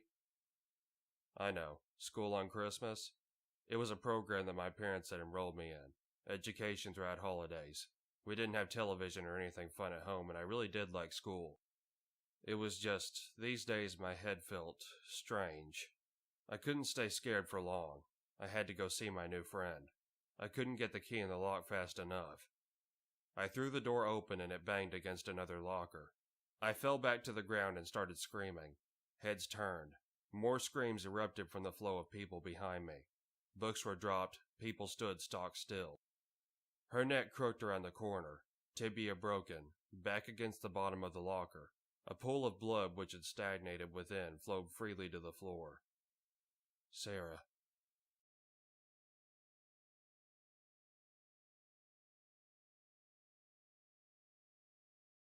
It was a dark and stormy night. Steve had just come in from having tied down anything that could possibly blow away in the wind outside. Cold seeping into his bones, he decided to go sit by the fireplace to warm up. He closed the door to the large living room of the large house he had just purchased. His wife and daughter were back at the old home, gathering up some of the last items to be moved into their new home. Steve decided to stay the night by himself to get a feel for the house. The house was probably too large for such a small family, but Steve couldn't pass up the good buy he got on it. An old antique house, incredibly large in a quiet, secluded area for such a small price. Steve still couldn't believe how lucky he was. The television was one of the items his wife was bringing the next day, so he decided to read a book to pass the time. He sipped at his hot coffee while being warmed by the crackling fireplace.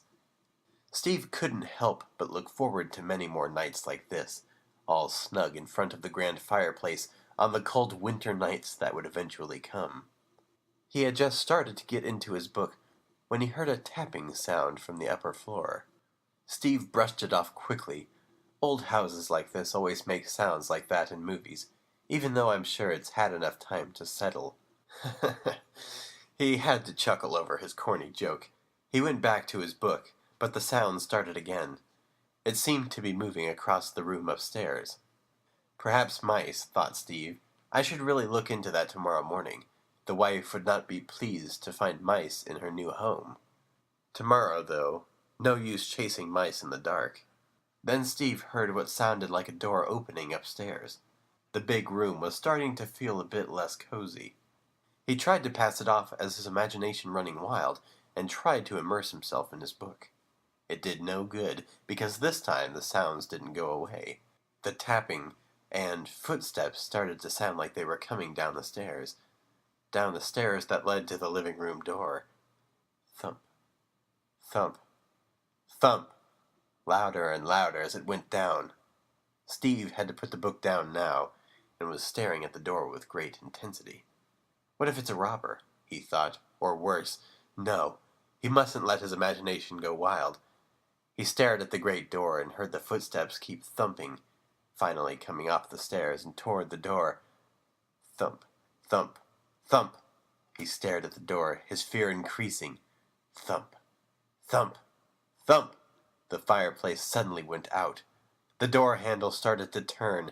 Steve was too frightened to get up to stop it, stuck in his place by fear. Slowly it creaked open, until it was finally completely open to Steve.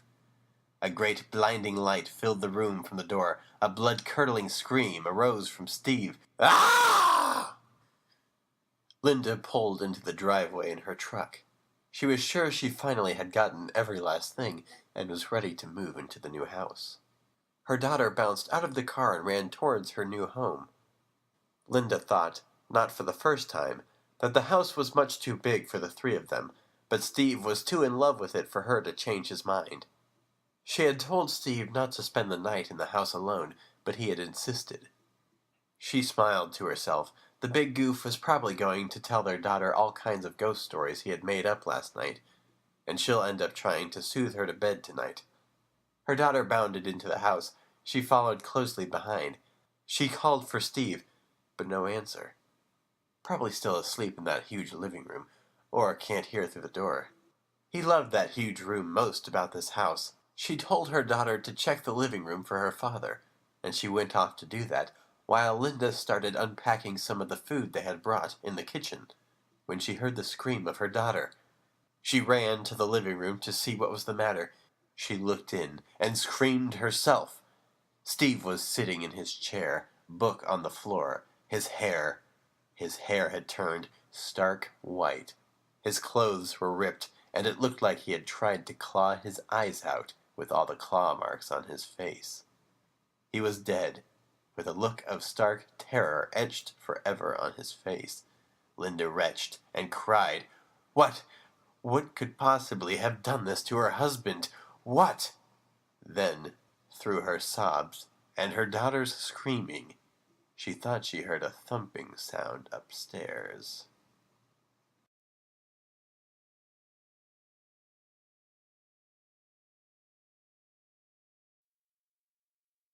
This story takes place roughly in 2000, when I was 5 years old. My parents lived in this 75-year-old brick house. Before we moved in, they were told that in the mid-1950s, a man had been shot and killed on the back porch. My little brother was 3 years old, and his favourite little toy car had a clown on top of it, and it would light up. This toy car would say, "Na na na na na, boo, boo," when you pulled it back and then let it go across the floor. We shared a bedroom, and my mother would put his toy out of his reach at night so we could sleep. My father has worked the overnight shift at his job for 20 years. So, at the time, my mum would take care of us while he was at work. She retells this story as, one night, the toy clown car rolled off the shelf and landed on the floor next to my bed. It rolled out into the living room and would roll right up to my mum, keeping completely silent until it was right in front of her. Then it would light up and go, "Na na na na na, boo, boo," once to let her know it was there. She picked it up and took it back to our room, also to make sure we weren't out of bed. A few weeks went by without incident, but one night my mum was watching a late night rerun of I Love Lucy, and the toy clown car rolled out to her again. My mum just left the toy next to her, and it sat there with her and watched TV. This clown car would roll out to my mum every night after that to keep her company. Each night, the toy clown car would beep at her once to announce its presence. One day, she told my father about the toy, and he suggested they pull out the old Ouija board he'd been given by a stranger while he was stationed with the Navy in Japan. So they got out the proper precautionary tools to use the board, like white candles and then burnt sage after use. According to my parents, they talked to a man who had died in the house many years before and had not found a way out. He was making himself known as a kind of energy because my mum had been uneasy in certain places in the home, like the porch and the basement. As unbelievable as it sounds, they talked to the man in the clown car both on the board and would ask the car yes or no questions, 2 beeps for yes, 1 beep for no. They had a couple conversations with this man, finding out that he was the man who had been shot on the porch. Before they said goodbye on their 4th session, he told them he needed help and to dig a few feet down in the backyard next to the fence. The next morning, my father took a shovel and dug. He hit something hard and pulled out what he told us were the femur and tibia bones of a cow. To this day, I'm not sure what he did with them, and he tells me I made that story up. A few days later, on a Wednesday night, My mum was alone again on the couch watching TV. My brother's toy clown did not move off the shelf without my mum's assistance after that. My brother complained that his toy was now broken. My mum figured the batteries just needed to be changed. She opened up the bottom of the toy, and there weren't any batteries inside it.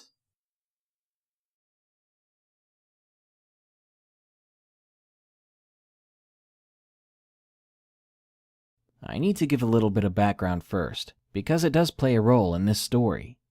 Growing up, I was the kid who was considered the crazy troublemaker, as I would sneak out at night and go to the abandoned buildings that had a lot of ghost stories around them. At some of these places, I never experienced more than just sounds and some little forms of appearing and disappearing things. I mean, I was a kid, and I was looking for things like that. It's not like I was going into these creepy old buildings expecting to see an axe murderer pop out. Just something small, something paranormal. Having been around these buildings a lot over my childhood, I got pretty used to seeing weird things. I remember seeing my first ghost when I was about 4 years old, though my memory is slightly fuzzy, I guess because I was so young. My grandfather, who had passed, came to visit me and my younger brother in the middle of the night. I screamed when he left the room. My mother came jogging in as my scream woke them up, and even my mother admits to hearing her dead father's voice say, "Good night, dear," through the baby monitors. As she got to my room, there were bloody footprints leading from the center of the hallway to my bedroom, and they stopped at the end of my crib. And this next story starts on a regular Halloween night. I was 15 at the time this happened, so I was feeling too old to trick or treat with the other kids. But my younger siblings needed someone to take them, seeing as they were still pretty young. At the time, my father was at work, and he's a trucker, so he was gone for several weeks at a time, and my mother was too busy studying for school. So I ended up taking them, walking them around house to house. I even ran into a few of my friends that were also walking their siblings. We let them go up to the house in the group as we stopped a bit and talked. We made arrangements to meet up after we were done walking our siblings around to trick-or-treat. 20 minutes later, all the young kids were done with their trick-or-treating, so we all went home and met up at an old bridge, trying to figure out what we can do to entertain ourselves for the rest of the Halloween night. Now, they mentioned this ghost story about this white house in the swamps that wasn't actually too far from us, but I remembered that that was one house I was always told to stay away from, as my mother visited it, having the same interest in exploring abandoned places as I did. She has had her own bad experiences there, but that is a story for another time. I was told the story about it all over again by my friend. The house was built back in the day when there were still slaves. A man caught his wife cheating on him with a slave and was pregnant with his child. They were planning on running away together, to leave her husband and her other kids behind. Later that night, the man killed his whole family and tortured the slave. That night, he tied the slave up in the slave house and gutted his wife first and then placed a noose around both of their throats, throwing her and her baby over the bell tower, hanging them in that manner. Then he went after his children, killing one in the forest around their house, chopping him up with an axe. He drowned his daughter in the pool in their backyard, then went back to the slave house, showing him what he did to his slave's lover and his child, and then commenced torturing the man to death. Once he finally died from blood loss, the father killed himself in the main room in front of the front door. They were all found a week later as the father had not gone to work in a while, and it was his employee's payday. But as the accountant walked up to the building, seeing his wife's and baby's slowly decaying bodies, buzzards picking at their corpses, the accountant walked up gagging at the sight of them, holding his shirt to his nose, smelling his sweat. But that was much better than the smell around him. He managed to climb the stairs and take long strides to the front door. The smell was stronger than before. He clutched his nose even tighter, so much so that his knuckles turned white. He banged on the door, hard, mentally begging someone to answer so he could escape this horrid smell. He banged 3 times, pulling his hand up for the 4th time. He hit it once, and it opened to reveal a swarm of flies around the father's body. He looked up, and as a flood of the smell of rotting flesh slammed into him, he vomited and ran away, going towards town, wanting to get away from this horror. That is where the story ended. But I knew better. I knew that the story did not end there. No, it continues into more blood and gore than what she had told them, and for their sakes I did not correct her. Still though, the blood drained from their faces and they turned pale just from that story. So I didn't want to sicken them any further from the rest of the story. But for you listening, I'll make an exception, because from what I've heard, the man did not kill himself. The townspeople somehow found out about what he had done. Someone had found him bathing in the blood of those he had killed. So they tied him to a pole and burned him at it, just like a witch. No one knew how a man like that, who was so wealthy and famous around town, could have murdered his whole family and his slaves, let alone bathe in their viscera. I seem to have gotten a bit sidetracked, so I'll go back to us on that Halloween night. My friend that was telling the story was visibly shaking. She seemed excited and scared at the time.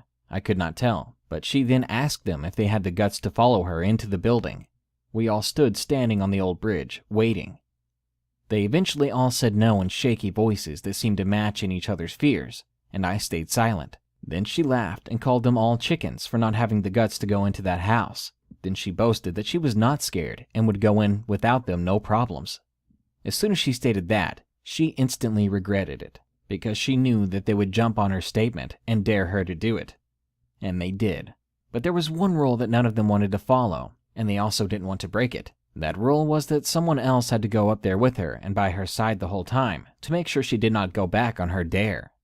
It only took a few minutes before they decided I would go, even though I was about to volunteer, because I knew what could happen at this house.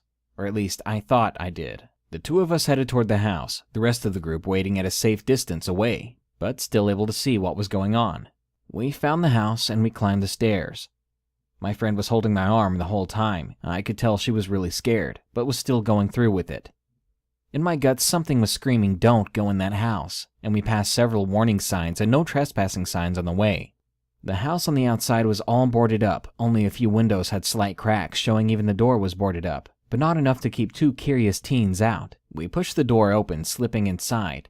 It was dark, barely any light seeping through the windows and doors. It smelled really musty and a bit like mildew, which is normal in most abandoned places. We turned on our flashlights, remembering that we had brought them with use for this very moment. We walked up the stairs, looking around, analyzing the whole house, looking for something and hoping that we didn't find anything terrifying. We walked around, waiting for something to happen, but not sure exactly what. It was getting closer to 12 at midnight. The dare was only to stay in the house until 12:30. That is when the worst is supposed to happen. So we climbed down the stairs after exploring the whole house, not seeing anything interesting. My friend seemed satisfied, as we had not seen anything spooky during the whole exploration. I think she was feeling a bit better. I have to admit, I was also getting ready to get out of that house. It was almost time, and I was excited to be out of the place. When we got down the stairs, I remember it being 11:45. We picked a spot in the light and sat down on the floor. We planned to wait the rest of the time out. She laid her head on my shoulder, getting a bit tired. I was so anxious. The time seemed to pass slower at that point. At 11:59, I stared at the ceiling. Something suddenly felt wrong. I woke up my friend because I felt the temperature drop around me. We stood up straight as the air started to feel thick. My friend grabbed my arm again and held it tight, to the point I could feel her cutting off my circulation. Now, get this, the house began to shake. Literally shake, as if we were caught in an earthquake. After a minute, it stopped. We were terrified right away, to be honest. And the air only got colder. We huddled together to keep ourselves from shaking. We both glanced back and forth around us, afraid that something was coming. And it was. We started hearing voices, dozens upon dozens of voices. Men, women, children, all around us. They didn't sound angry or sad or anything like that. They actually sounded happy, as if we were in the middle of a lively party. But slowly those voices died down. But one singular voice grew louder. This voice was deep, old, and full of hatred. I couldn't make out what it was saying, but it grew louder and louder until, "Out! Out! Out!" This gravelly voice yelled at us. We shot up and ran for the door as fast as we could. I ran too fast. I ended up tripping over a board, falling hard and weird on my leg. But I quickly picked myself back up and ran as fast as I could, limping all the way. My other friends seemed scared when they saw me limping, and she was crying. They helped me get to the hospital. It was a long and agonizing walk, but I didn't want to go confront my mom after this.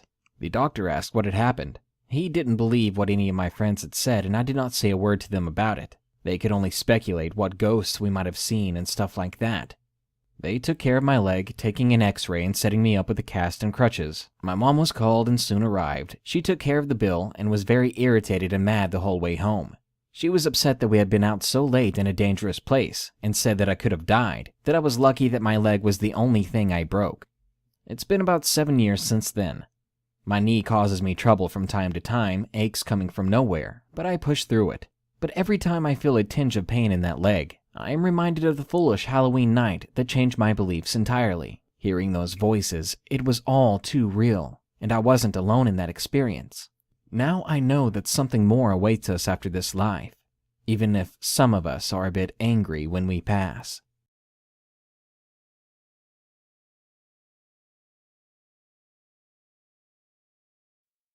Okay, I've never done this before, but here it goes. This happened to me on Halloween night, 2015. It was my favorite holiday of the year and it was finally here. My first Halloween without being chaperoned by a parent.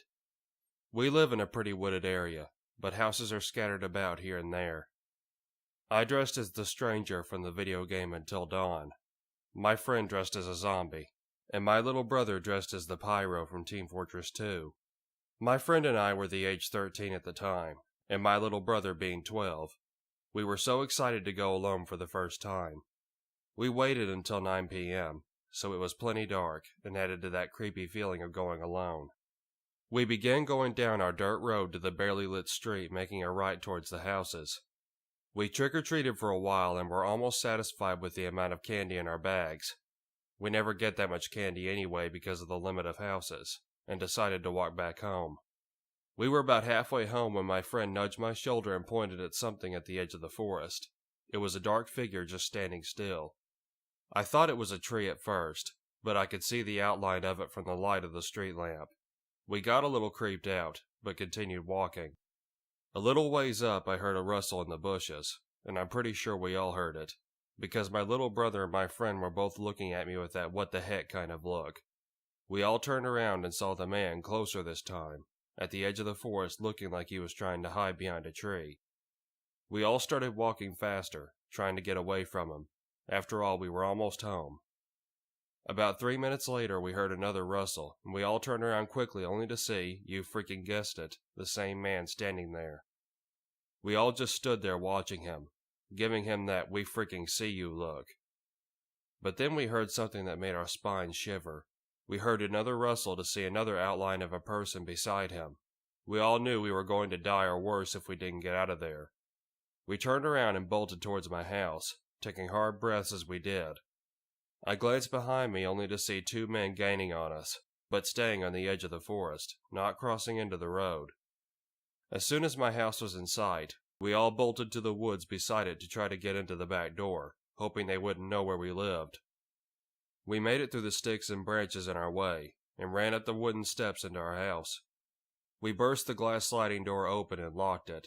My mom asked what was going on, and we explained while my dad called the police.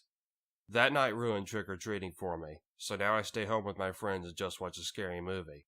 To everyone out there going alone trick-or-treating, make sure you have a phone or a friend with you. I made the mistake of not bringing a phone, which could have made the situation a lot worse if they caught up to us.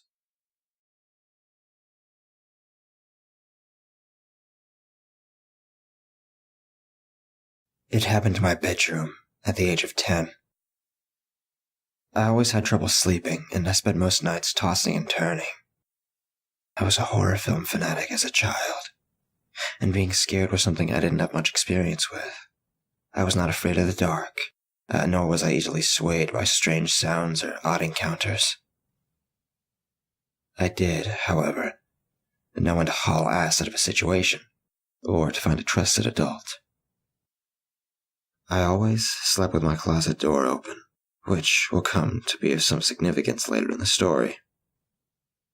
I should also mention that my family home was in a heavily wooded area, in what some may refer to as the middle of nowhere. One night, around 1 a.m., I awoke to a sound coming from underneath my bed. It sounded like one of my cats was scratching themselves with one of their feet, or doing something to cause a thumping beneath me. I had heard this same sound many times before, and its source had always been one of my fuzzy friends, so this time I didn't look. I closed my eyes and tried to resume my slumber. I turned over onto my left side, which left me facing the wall against which my bed was pressed up. I heard the sound again, and thinking that my cat was directly beneath me, I said good night. I was able to fall asleep once again. The next time I awoke, it was a surreal and shocking scene. The sheet and comforter of my bed were no longer covering me. I saw a man standing over my bed, poking me, fucking poking me with his finger. And the way in which he did so was truly horrifying. It was not the way that a child would poke a friend in jest. It was as if he was touching another human being for the first time, exploring the sensation of the tip of his index finger, jabbing at my flesh. What I saw was so unbelievable, so impossibly strange that I believed that I was dreaming. I tried desperately to awake from a nightmare, to no avail. The poking continued. He poked at my chest, at my belly, my legs and arms. Paralyzed and scared shitless, I yelled, "Wake up!" And with this, the man threw himself to the floor and closed his eyes, as if he was trying to lead me to believe that he was asleep or dead. I had no fucking idea. It was at this time that I realized I could not have been dreaming. I somehow found the ability to move, and I jumped from the top of my bed over to the man lying on the floor next to me, and ran towards my parents' room. When I got to their bedroom door, something came over me. I told myself that it was all impossible, that there was no way that a person could have entered our home without breaking in, as we have always kept every door and window locked at night. I had seen many strange things in my home, whilst either falling asleep or waking up. By the third or fourth time, after speaking to my mom and dad about it, I knew that it was my mind playing tricks on me. I turned away from my parents' bedroom door and decided to hastily check the house for a break-in. What I found was that there was nothing out of the ordinary. No broken windows or locks, no busted doors. Nothing. I assured myself that I had been dreaming or hallucinating, and blamed my obsession with horror for this. I made my way down the long, dark, and narrow hallway to my bedroom. I peeked inside and saw no one. I turned on the light, got down on the floor just outside the doorway, and looked underneath the bed. Nothing. I proceeded to check both of my windows for signs of a break-in, which were not present. Both windows were closed and locked. I knew it. I was totally seeing things. I crawled back into my bedroom and decided to watch some TV in order to calm myself down and distract myself from the thoughts of the scary as hell dream or hallucination I just had. I turned on the TV, flipped to a channel with a seemingly boring program, and put the remote close on my bedside table. I was lying on my right side, facing away from the wall that I mentioned previously. As I laid there, my eyes began to adjust to the dark room with the faint light from the TV screen. Just beyond the TV, I saw something that made my heart sink into the pit of my stomach. Inside my closet was one of the doors, now slightly closed. I saw the man standing perfectly still, facing the wall, hiding, waiting for me to fall asleep, I imagine. I couldn't breathe. I couldn't move. I sat and stared at the man in my closet for what seemed like minutes, but for likely only a few seconds. I quietly got out of bed, hoping that the man wouldn't notice and that my dad could catch him hiding in the closet. I once again made my way to my parents' bedroom door, still remaining as quiet as I possibly could, and went inside. I shook my dad and my mom at the same time, and when they awoke, I said, "Shh, don't make any sound. There's someone in my closet." My parents both jumped up and said, "What?" I repeated myself and asked them to please call 911. Neither of my parents doubted my claim, as I had always been honest and forthright. They both knew there was no way I was making this up, or that I was mistaken.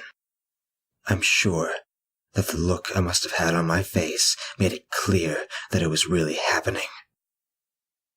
My dad told my mom and I that he was going to look and urged us to stay in their bedroom and lock the door. So we did. At this point, I was beyond scared. I didn't know what the man was capable of, whether he had a weapon or whether my dad was safe. I just stood in the room with my mom and cried. After what felt like hours, my dad knocked on the door and told me it was him and that it was okay to open the door. My mom unlocked the door and let my dad inside. I said something to the effect of, "Did you get him?"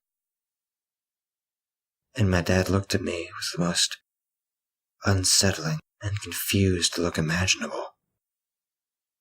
He said, "There's no one there."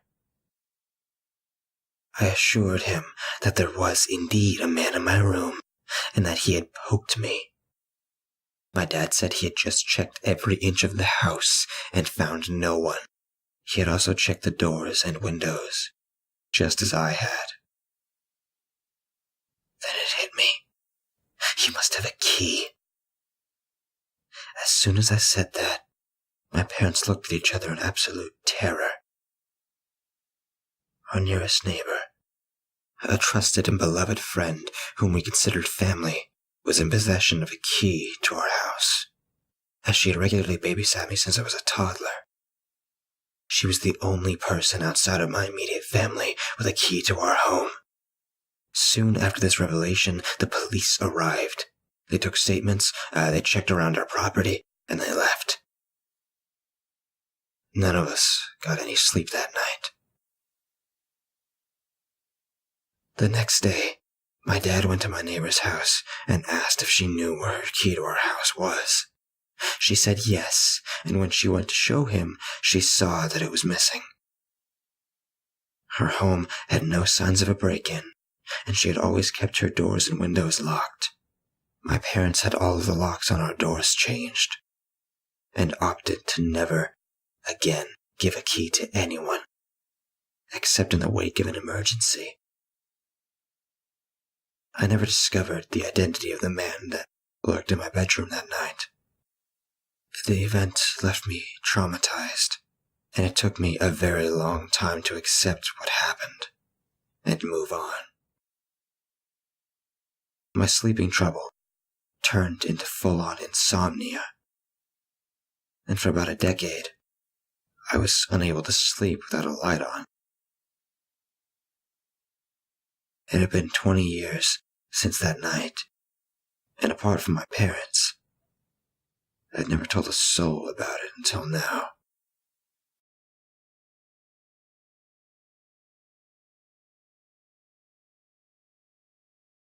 The year is 2003, and I'm a 15-year-old boy living in a small city.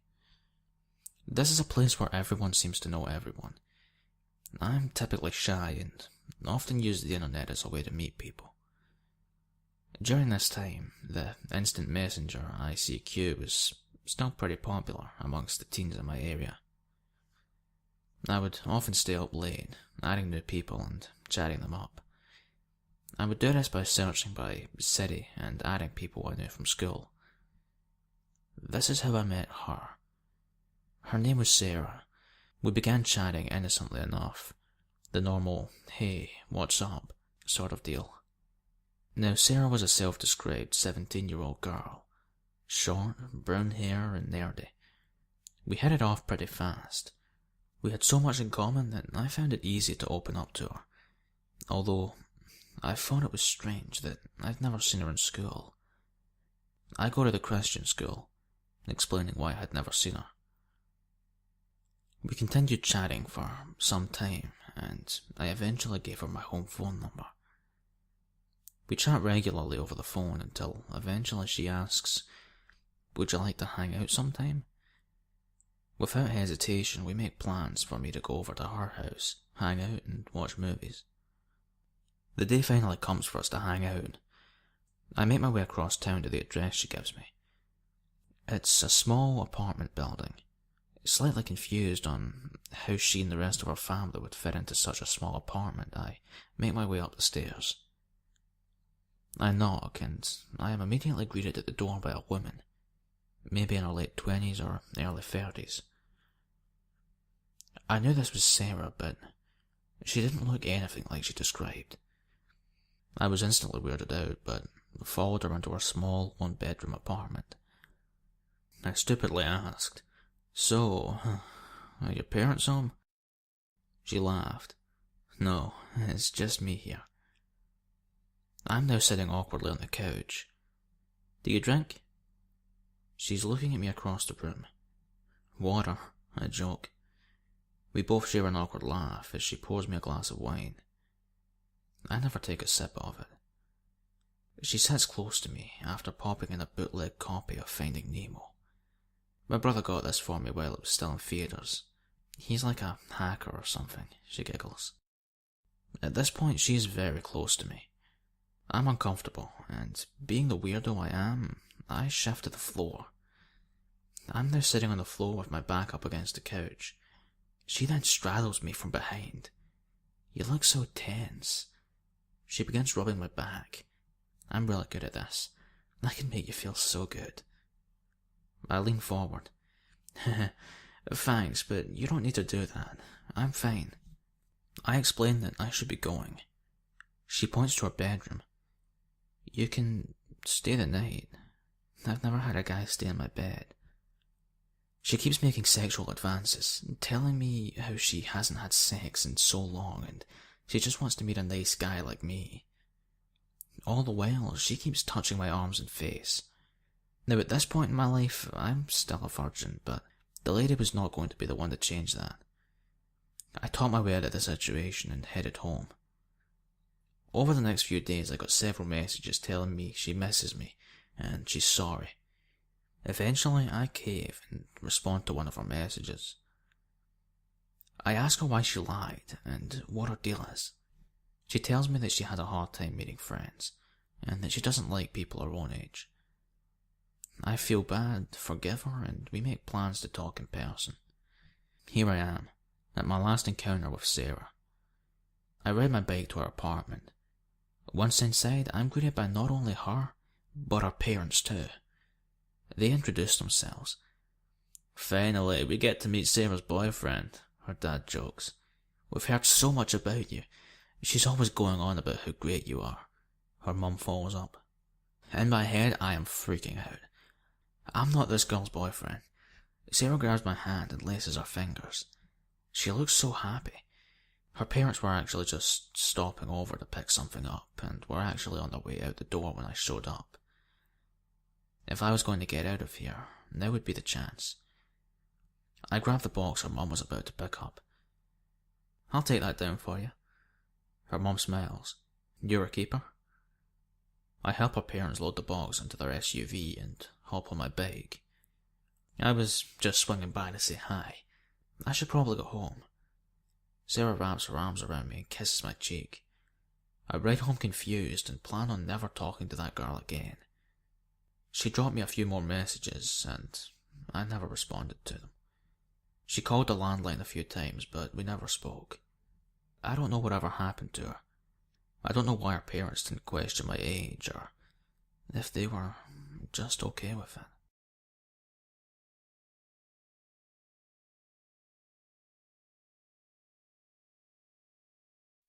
Before I continue sharing, there are things I thought I'd clear up. Firstly, while I referred to my father's job as simply a job, it was a little more than that. He was in a certain branch of the U.S. military, and when he went away all the time, it was generally TDY, temporary duty assignment or deployments. Yes, he was absent a lot, which led to some very unfortunate circumstances. The second thing you should know is that my parents were and still are very, very religious. I only mention this because the next chain of events, well, you'll see. Third, we called our snowsuits bunny suits. short for snow bunny suits. Run. And I did run, straight to our bedroom. I ripped open the closet door and the smell of urine slapped me in my face. The mountain of stuffed toys trembled and whimpered as I prodded around trying to find Mika. She gave a small shriek when my hand wrapped around her tiny arm. I've always been a small girl. At 5, Mika was almost as big as me. Still, I scooped her up, toys falling away to reveal me to her. Mika gave a small gasp and hiccuped while she clung to me. Sissy? Who? Close your eyes, don't look, I interrupted her. I grabbed a blanket from the bed and covered her as I ran from the room. Deep laughter filled my ears. It was loud and seemed to come from everywhere all at once. Run, girl, run! It shouted in a menacing sing-song voice. Mika gripped my neck so tight I thought she'd strangle me before we ever got out of the door. I don't think my legs have ever moved so fast in my life. Down the hallway and out the front door. I didn't bother closing the doors. I just ran. The snow and deadly cold temperatures had us both physically shaking within seconds. I hadn't had time for shoes. My feet were burning from the snow as I ran toward the trees. If I could just make it to Miss Kim's house. I'm sure you've all seen pictures of the Alaskan wilderness. No picture truly does it justice. The tall and spindly paper birch trees a stark contrast to the dark spruce that covered most of our land. We had a narrow trail from our house to Miss Kim's house that the moose walked. It was packed down hard and safe to walk on, but I was running, constantly looking over my shoulder, with Mika in my arms. She had wet herself when she heard the scream, and I knew it was only a matter of minutes before it would freeze. I had to make it to Miss Kim's. I had to, even if it was the last thing I ever did. There was a warning grunt from my left. I barely stopped in time before nearly colliding with a young moose calf. I had come between a mama and her twins. I had no fear left in me. Every ounce had been wiped away from the sheer amounts of adrenaline pumping through my small frame. Mother Moose bellowed at me and stomped her hoof. I could feel Mika shivering, slowing. Mika, please sing your Val song for me. I can't remember how it goes. Mika! Mrs. Short makes a short A sound. Laughter echoed through the trees. Short A sound like The moose swung her head towards the laughter, ears going flat against her skull. We will sing the short A sound. Mother Moose snorts and Baby Moose moves. I run. I couldn't feel my feet by the time I reached the door, Mika merely half humming. The door swung open before I could even knock. Nikki, wide-eyed, stared at us. My mom wasn't home. She went to get groceries. She began to cry and pulled us in. Lily, where are your bunny suits? Why are you screaming? I thrust Mika into her arms and ran to their phone. Miss Kim's house was a mirror image of our own. Nikki was only a year older than me and must have been so confused and scared. I don't know what or if I said anything to her. With Miss Kim out, I called the only other adult I knew would help, our pastor. I have no idea how he understood anything I said. I just remembered his soothing voice telling me he'd be right there and to stay with my mom. Mika, stay with Nikki. Nikki, my voice broke. Hide in the closet. I grabbed her snow boots, though it wouldn't have mattered. If I could have felt my feet, I'm sure they would have felt like solid blocks of ice. But Lily, I'm scared of the dark. I turned and grabbed Nikki by her shoulders. There's nothing in the dark that isn't in the light. I kissed Mika's forehead and ran from the house. When I got back to my house, I found Mom seizing on the floor of the entryway. I carefully rolled her onto her side like I'd done many times before. Mommy, please come back. She went still and her breathing evened out. I stayed there, by my mom's prone form, praying harder than I'd ever had for who knows how long. Please, God, please, heal my mommy. Make it stop. It became like a mantra. Over and over I said those words. The door was flung open and in walked in the massive form of our pastor. He was a big man, over 6 feet, built like a lumberjack, but with a face that looked like Santa Claus, Miss Kim on his heels. They got her up and carried her to her room and shut the door. When they came out, they were whispering and looking at me worriedly. What a mess I must have looked. I hadn't moved from my spot on the floor. Tears and snot running down my face, blood down my shirt. Miss Kim nodded at Pastor and mussed my hair as she walked by. I'll go get my things and stay the night with you guys tonight. How's that sound? It sounded like heaven. Let someone else deal with all this. It also sounded like failure. That I, in all my 11-year-old wisdom, couldn't keep my family safe. Guilt filled up my soul. What if the monster came out and hurt Miss Kim? What if Miss Kim hurt my mom because of the monster? No, that's okay, Miss Kim. Now that it's stopped and she's in bed, I can handle it. Could Mika maybe spend the night at your house? Just so she won't be upset by how sick Mommy is? I remember the look on Miss Kim's face. It was like she knew I was up to something. She looked to Pastor, who simply shrugged, smiled, and nodded his head. Now that it's been decades, I can't help but wonder what the crap they were thinking agreeing to let me handle things. Seriously, I was just a kid. After Miss Kim left, with Nikki's boots in hand, Pastor sat on the floor with me and sighed. Aren't you scared? I launched myself across the room away from him. God had surely abandoned me. Pastor's face was filled with shock. Lily, what's the matter with you? What's going on? He came to me and kneeled down to look me in the eye. His eyes were warm brown and shone brightly. I lost it then. I sobbed to his chest and lamented to him the reason his unfortunate choice of words had sent me fleeing. He patted me on my head and only said, I see. After he left that night, I climbed into my bed and stared at the ceiling, counting the hours until dawn. The next morning, Pastor came back to the house with a strange little old man in tow. I remember thinking this man must be a Jedi, because he was wearing long brown robes. I thought it quite strange, really. My parents were Pentecostal, and as I know now, Pentecostal pastors don't deal in exorcisms, but the strange little man did. They spent the next 3 hours going through the house praying and anointing every wall, door, door frame, window, and window frame with holy oil and burning incense. In that time, I took the liberty of hiding all evidence of the knife incident. I washed the blood of the carving knife and hid it along with the rest for good measure. I found the phone, hidden in the dryer, and hung it back on the wall. I put the biggest bandage I could find over the small wound on my chest, wishing it would also protect the gaping wound I felt in my heart.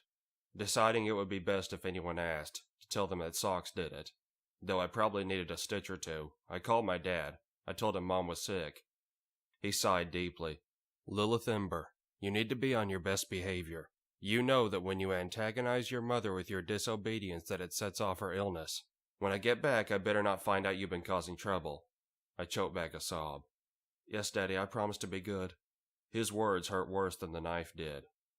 I called Miss Kim and asked to speak to Mika. Hey, Kumquat, you having fun with Nikki? Don't call me Kumquat, I'm not a fruit. And Nikki says that it was mean of you to put me in the closet when Mama is sick and scare me. I don't like it. We finished our conversation, and I assured her that I would get her home as soon as Pastor was done praying with Mom. How my heart ached. When I came back into the living room, I found Pastor, the Jedi, and my mom sitting on the floor. She looked pale and held herself strangely, like she couldn't move her neck. This was a warning sign I'd learned to look for. Mama, do you want me to go get you some medicine? You're stiff again, like before you get real sick.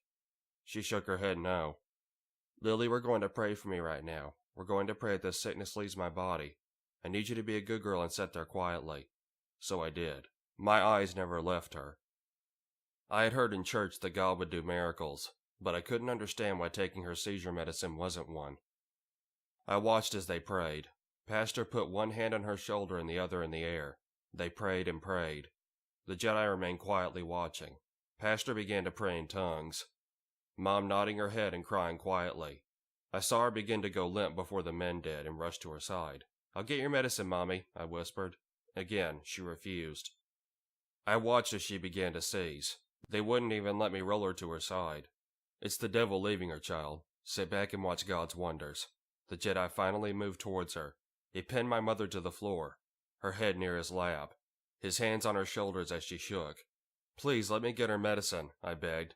Pastor moved around and held her ankles. They were both praying loudly and drowning out my pleas. I moved to her side and held her hand and cried. In the name of Jesus Christ, God's only Son, I command you to leave this woman and her family. I command... She ripped her hand from mine, shot up to a sitting position, her head tilted back, looking upwards towards the ceiling. Her long, graceful fingers I loved to watch dance across piano keys, wrapped tightly around my throat.